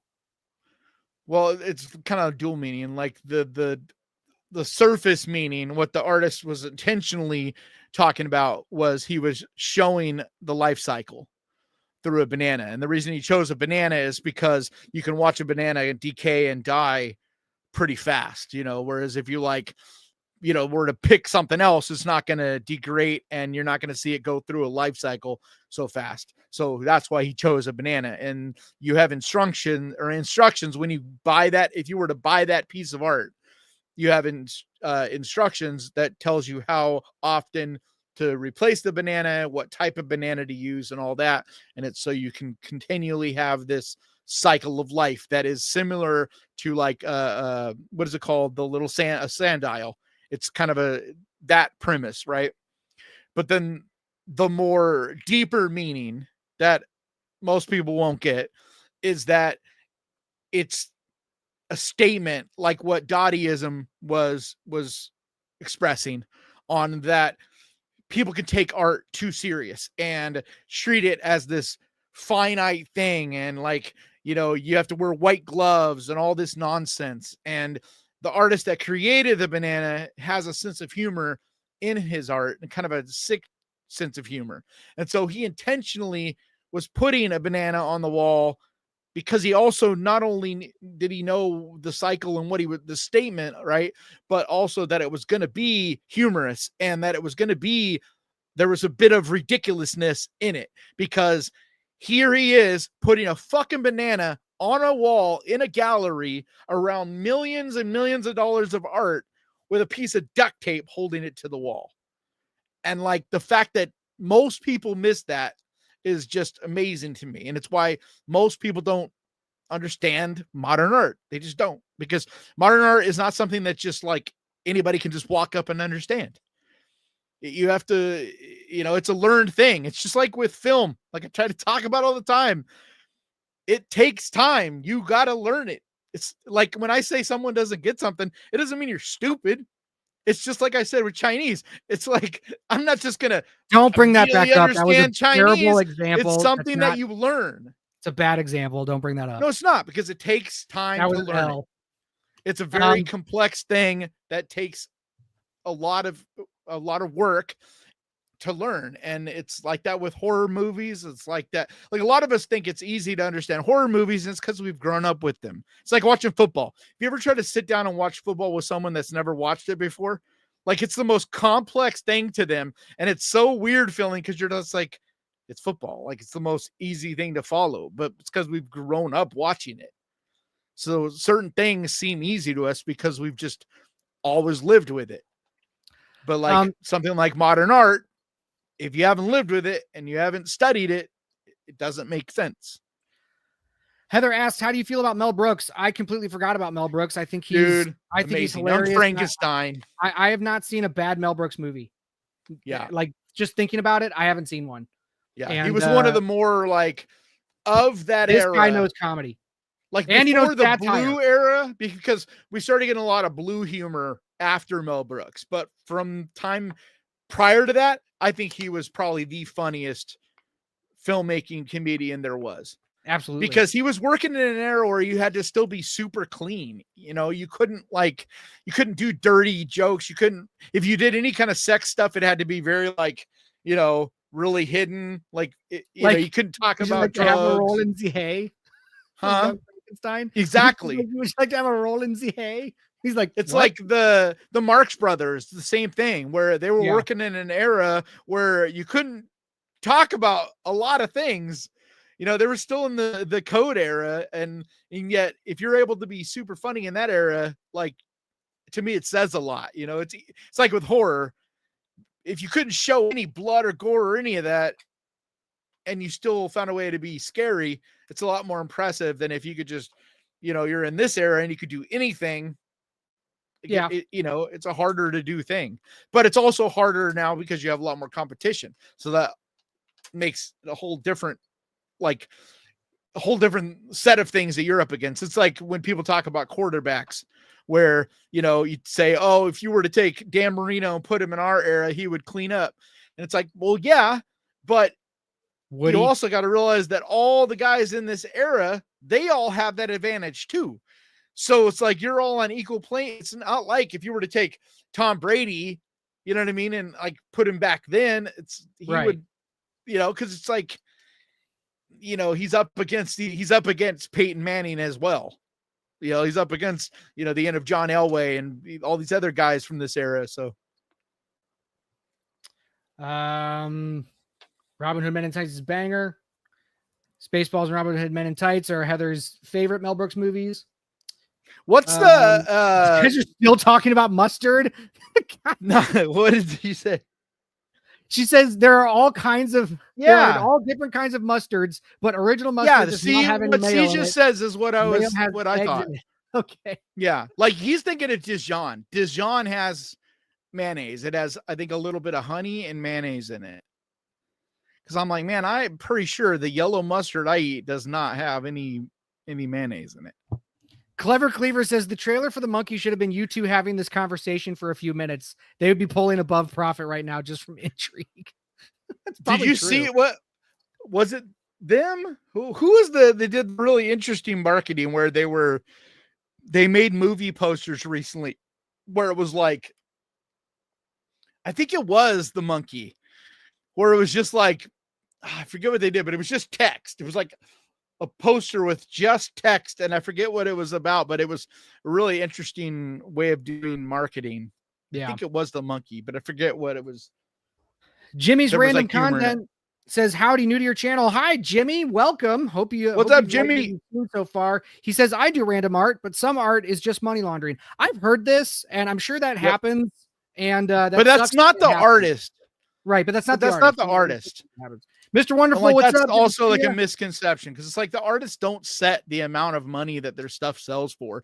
And most of the stuff you see selling for millions or whatever, it's not the artist. There's only a couple, like Damien Hirst is one of the only living artists in the world who's sold pieces for like $1 million or whatever. Like most artists, you'll see their name attached to it, but it's like when they sold it, it was like pennies on the dollar compared to like what it's selling for now. Yeah. Prop Dude brought something up interesting. I'm trying to stay off the art thing, but this is interesting. He says, I feel like the hydraulic fluid leaking robot trying to wipe up and recover is a way more effective expression of that same thing. The banana thing, while you can certainly eloquently explain why it's art, just feels like a sell me this pen scenario. But it's what I said. It's because the other element of it was also the humor and the absurdity of it.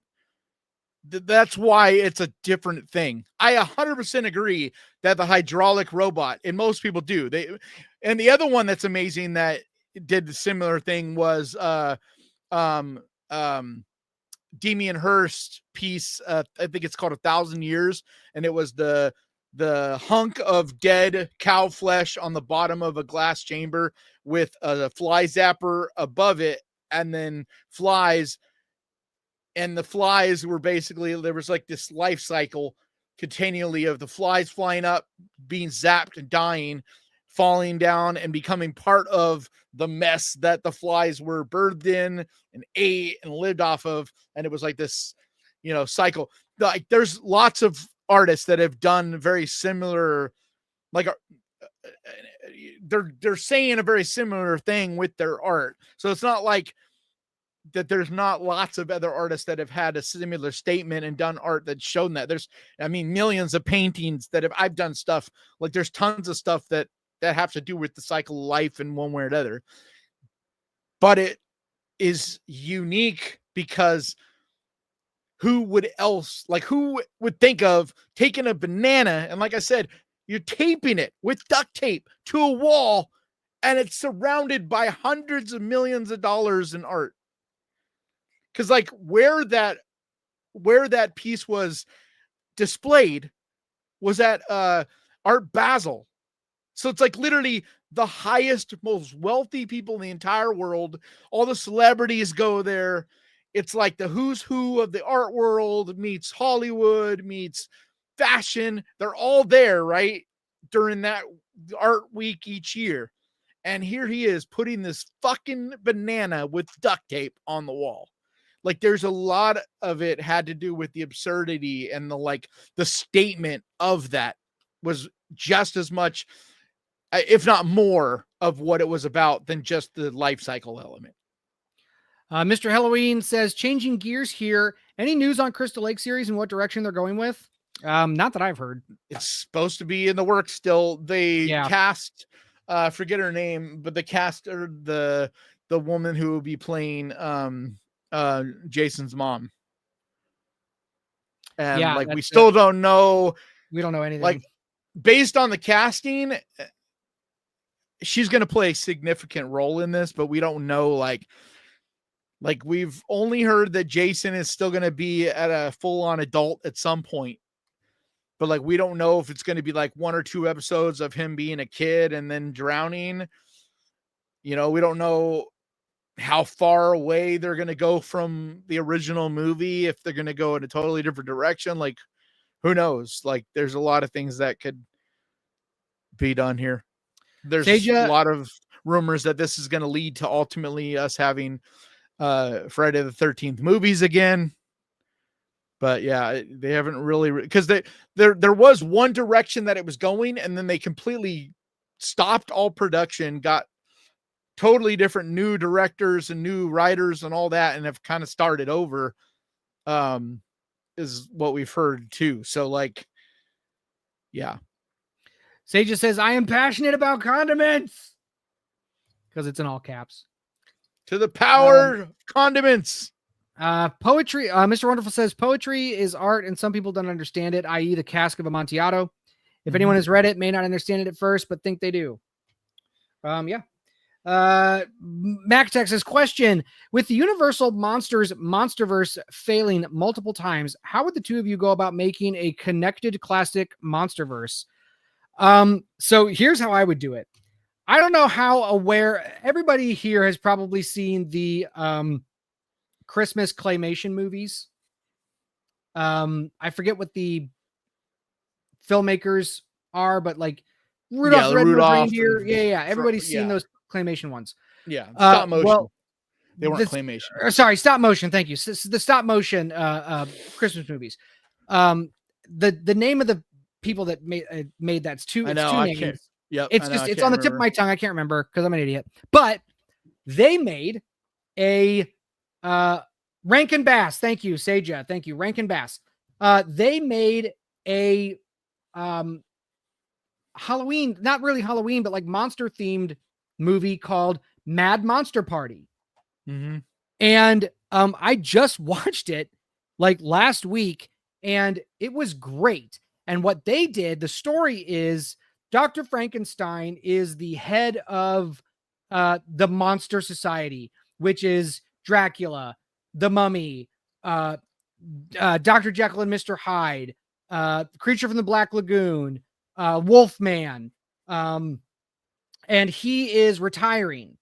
And so because he's retiring, he has to pass his secrets off to a successor. And all of the monsters, so he gathers all of the monsters to his castle to announce this new serum that not serum, but like this new, like, he found a way to destroy matter, essentially. So he's going to give that away and all of his other secrets. And so there's this whole like, battle for power over the monsters. And so I would do that. I would start it like Dr. Frankenstein being the head of this like Legion of Extraordinary Gentlemen type organization where all of the monsters are sort of like aware of each other. And Dr. Frankenstein is sort of the head of that. And I would connect it to where maybe all of this is just starting to, come about, everybody exists sort of at the same time. But I would start it with Dr. Frankenstein creating his monster, creating the monster first. And then that brings intrigue to the rest of the monster society. And then each monster would get its movies after that. So I think that's how I would do it. I would kind of rip off that Rankin Bass idea, but go a more horror way. And I would cheese it a little bit. I wouldn't do the whole like I'm retiring, thing. I think that's a unique storyline, but it's great. So that's how I would do it. I don't know, Kanan, how I would go a more like serious route, but the truth is I wouldn't personally even try to come up with the story. I would find the best people that we have in the industry at that. So like I would go and get a Flanagan. I would go and get a Guillermo del Toro, I'd get a couple of these different, like, 3 or 4 guys that have proven track records of making really good, not only financially successful horror movies and stuff, you know what I mean, but are also prolific writers that have been involved in making a lot of really great projects, and get those guys and basically build a think tank. Because I think the problem we've seen before is you're trying to have one person and you start there, and if it fails, it's over. But if you have multiple really talented people working together, and you come up with these ideas and have then each one of them, so like they're coming up with a thing where they all connect together, but they also each have their own piece of the pie as well. And so, like, worst case, the whole overall thing, maybe 1 or 2 of those don't work great, but you still have a couple that were really good. It's not a dead property, like, because, like, say maybe Flanagan's is really, really good, but then Guillermo del Toro's is good, but then you have someone else and his is not that great. It's not the end of the world. You can still keep going. It's the reason that the Avengers in Marvel worked for, quite a while, is because all their movies weren't necessarily home runs, but enough of them were that even the ones that were just okay, they still weren't bad, but they may not have been home runs, but they were good enough. And because you did have some that were really, really good overall, you just kept rolling along. I'm trying to, but I just think so many times we have these studios where it's one person making all these decisions. And it's like what I worry about with what's happening with DC. It's because, like, the more we hear, the more he's like, okay, he's writing this one. Okay, now he's also directing this one. Oh, and he's also writing this one. Have you heard the whole news on James Gunn? Like, the word is now that he's possibly directing Batman. And you're like, okay, so he wrote Superman and he's going to direct Batman. He's also overseeing the entire thing. You know what I mean? It's like one voice. If that one voice is not great, yeah. Another noteworthy thing about Mad Monster Party is the design of the character Francesca. If anybody knows what I'm talking about, Rankin Bass. Well, she was based on what's her name? Knew what we like to see. She was based on that Italian. What's the actress's name? Margaret.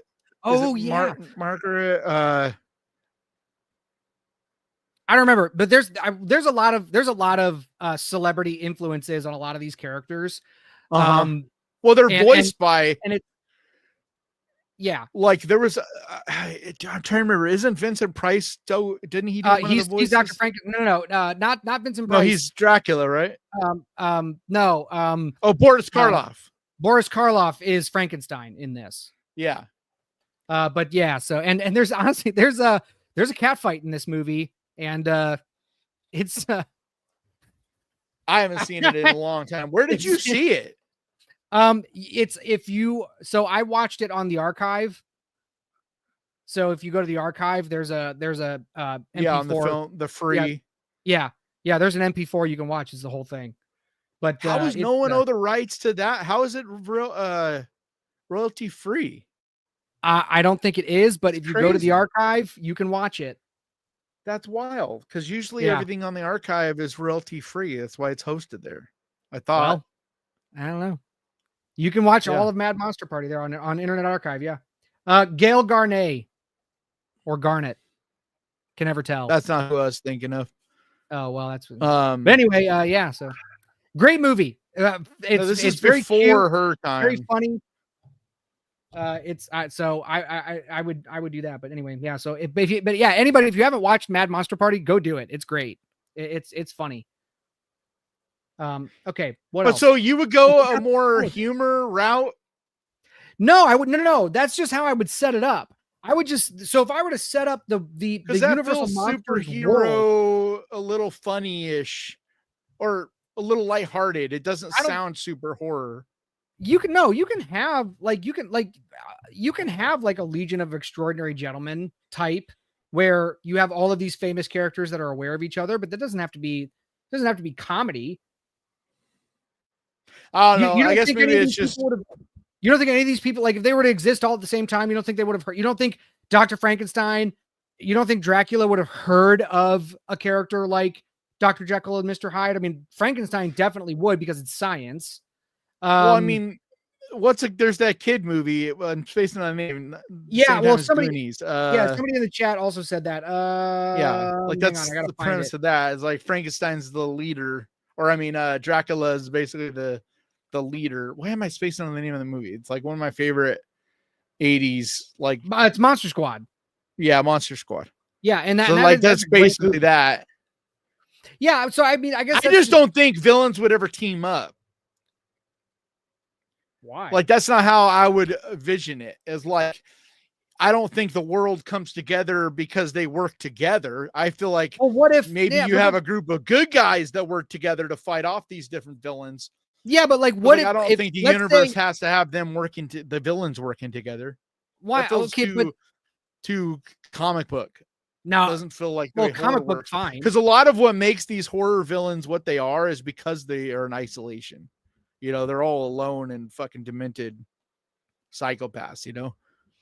Yeah, but I don't think that necessarily means that they wouldn't work together. Like I could see a Dr. Frankenstein being intrigued by Dracula and wanting to see if there's something about Dracula that could make his monster creation better. Dude, alphas don't work together. They just don't. Right. I mean, even like Freddy versus Jason, like Freddy tried to work with Jason, and then what happens by the end? I'm not saying that Frankenstein would like send an invitation to Dracula and be like, let me test you. He would try to manipulate him. Like he'd find a way that he would think that could be manipulative, that he could use Dracula or use Frankenstein, maybe, but like each one is kind of a different thing. Cause like the Wolfman is definitely not going to work with any of the other ones because he's not a villain. He just but he's an outcast and he's a monster. What if Dr. Frankenstein says that he can cure him? What if Jekyll and Hyde? Well, that's what they did. That's what they did in Wolfman versus Frankenstein. Well, there you go. I still haven't seen that movie, but like that's a premise that could work. What if Jekyll and Hyde? What if Dr. Jekyll gets a hold of the Wolfman and is like, wait? Well, so like we also got to think about like which ones are we including? Like that's the other thing. Like to make the Universal Monsterverse, right? Are you gonna have, you know, like I know, but like, are we gonna have Invisible Man? Are we going to have Creature in the Black Lagoon? Yes. Like, which ones are we going to consider? I don't know, man. I'm just like off the top of my head. I was just saying that's what I would do. I would try to riff on something like that. Nick, Sophia Loren. Is that who you were thinking of? Is that who? Yeah, Sophia Loren. Yep. Sophia Loren. All right. Yep. Well, thank you. Mr. Wonderful says, I cannot stand copyright anything. Stuff that's no longer in public use should be archived for public consumption. You can even find the entire DOS library to play via browser on Internet Archive, DOS or DOS. Yeah, I mean, copyright's good for some things. I don't know, man. Like copyright's very important. Like if you're an artist, dude, like people should not be able to take things that you make. Like you should be the only one that's able to make profit of it. And if you choose to have it be public domain, that's fine. But the problem is if you know, like people are going to take advantage. It's like a friend of mine, or actually a bunch of my friends, actually, there's people in China that because they don't have the same copyright laws. And if you're from here, ain't jack shit you can do if someone in China wants to take your art and make t-shirts with it. And so like it happens all the time. And lots of artists I know, American artists, their stuff's sold online all the fucking time and they don't make a red cent of it. And just imagine if we didn't have copyright laws here in the United States, it's like their stuff would, you know, even more than that. And it's like if China would go and honor that like they should and have and honor our copyright laws, like it's bullshit that they don't. There's only a few countries.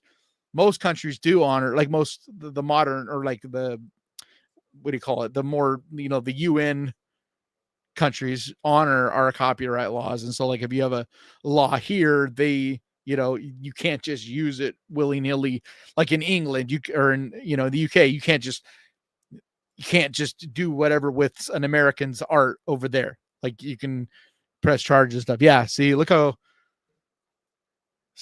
that's a great like that. They even get that's the a same great dress. comparison. We're gooning here on the Death Rattle podcast over Francesca. Dude, she was amazingly gorgeous, dude. One of the most beautiful women. Like even when she was like super old, she was still super gorgeous. Yeah, but I don't think this is this Sophia Loren? I think so. I thought that was what's her name off of Mad Men. That's what it is. Yeah. Sophia, look up Sophia Loren. I mean, I don't have great eyes. I mean, this lady is gorgeous. Exactly the same. I forget her name off the top of my head. She's stunning. Yeah, no, we know that's not Sophia Loren. We know, but it's just a funny comparison. It's not funny. Yeah, it's really like close. Yeah, like she looks a lot, but especially what is on my. Yeah, no, I'm familiar with. What Sophia. The heck's on my screen? Oh, my mouse. Wow. It was like right over my eye, and I'm like, I thought I got like a spit drop on the computer or something, and then I was like, it didn't move. I'm like, what is this? I can't see. Don't make fun of me. I'm not making it's okay. I'm not making fun of you. I'm trying to do 3 things at the same time. Here she is.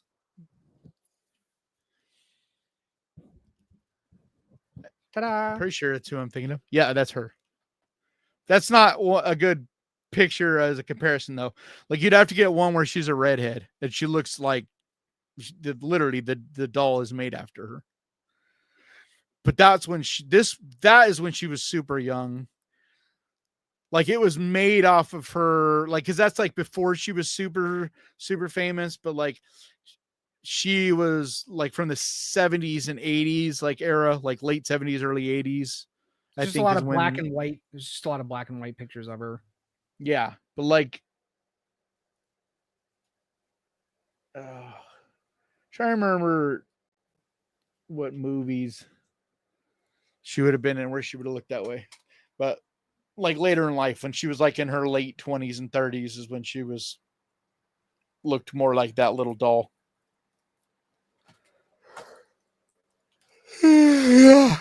Wearing me out. Yeah, about that time. Yeah. There we go. Yeah. Like that's the era. Yeah, Mr. Wonderful says, wow, 2 hours of a stream. I know, right? We're gonna start getting Twitch followers the longer we stream. We got 2. If we stream for 2 more hours, we're gonna start getting noticed by Twitch because we have 1 viewer. Yeah, right. Those guys stream for like 6-8 hours, like every day. I don't like know that's why people that are like, man, those guys got it easy. That's an easy job. I'm like, okay, you try to sit and do a live stream for 6 to 8 hours every day. Some of them are longer than that. Like a lot of the really big ones, it's more like 8 to 12 hours a day. Yeah. Like they'll just like leave and come back, like eat on stream, like everything on stream. Sage just says Sophia Loren and Monica Bellucci are the sexiest women on earth, in my opinion. There are definitely a couple of them. Nobody compares. There's lots of different beautiful women, like different types. Elvira is queen in my book. Like but I also have early. I see women the same way I do art. I don't really think that there is one type of beauty. Like, no, absolutely not. It's just like with art. Like I think there's different types that are just all gorgeous in their own way. Well, they're definitely the fairer sex for a reason. They are definitely the art. All right. I think that's but a lot of women out of here. See men the same way. So, well, men look like I don't see it, but I would never tell them they're wrong. Just because I don't see what they see doesn't mean they're wrong. That's true. All right, I think that is going to do us though, because my cat is I gotta probably go. I need to eat. Dead from not eating. So, which is not true. I feed him. He's just dramatic. I feel close to your cat. It's like an hour past my dinner time. Wolfbane says, show the picture of the one actress staring at her boobs back in the day, sitting at the table. Oh, I love that. I love that picture. That picture. So have you seen that? Oh, you've seen that. Yeah, the one actress looking at the other one's boobs. Yeah. So you're talking about, right? Yeah. Yeah. One of the best of those, we can't show it because it's topless, but there's, I forget which, I think it's Picasso. I can't remember. It's a famous artist, but he's sitting at a table playing chess with a fully topless, naked woman. And like, it's just the most interesting thing ever because he's just this old man artist and he's just chilling. And like, it's like he could give a flying fuck that she's totally naked and she's hot. And like everybody around is just like, whatever. Like these, like in that era, man, like the parties and stuff were just wild. Like the swinger, like 60s and 70s era. Like it's just wild. Like, I don't know, like sex is this whole free love, drugs, all that. Very different world that they were in, you know. And then you got to pay for it. So this one, it's just so funny. Yeah. That's Jane Mansfield, right? That's who she's staring at. Yeah. Yeah. All right, we gotta get out of here. But the brunette is what's her name, and she's Sophia Loren too. Yeah. It's all. And she has big boobs. It's just I don't think she was just there. Yeah, I don't think so either. I don't think so either. It's definitely just definitely a moment. Yeah. All right, guys. Although I mean, women are very open about they check each other out. Maybe not even in a sexual way, but they check each other out. Like absolutely. Size each other up. So all right. So we're gonna get out of here. But please, guys, if you are not subscribed to the Death Rattle podcast, please do so. Please chat with us over there on that side of the stream. Because we do have like half of you on Death Rattle and half of you on Ghost Pirate. Please come over to Death Rattle. That's where we want you to hang out. That's where we want you to chat. We read everybody all the time. Say just says, I love how we're ending this podcast on the boobies. Yeah, I mean, absolutely. The world revolves around boobs. It really does. And we're here for it. So thank you very much. It was good seeing you guys. Thanks for hanging out on a Thursday. Come back next Wednesday because we stream on Wednesdays, 7 p.m. Eastern, 4 p.m. Pacific, and whatever time it is over in your neck of the woods. But Central Time always confuses the hell out of me. I know, but it's okay. That's the way the world works. All right. Thanks, everybody. We will see y'all next week.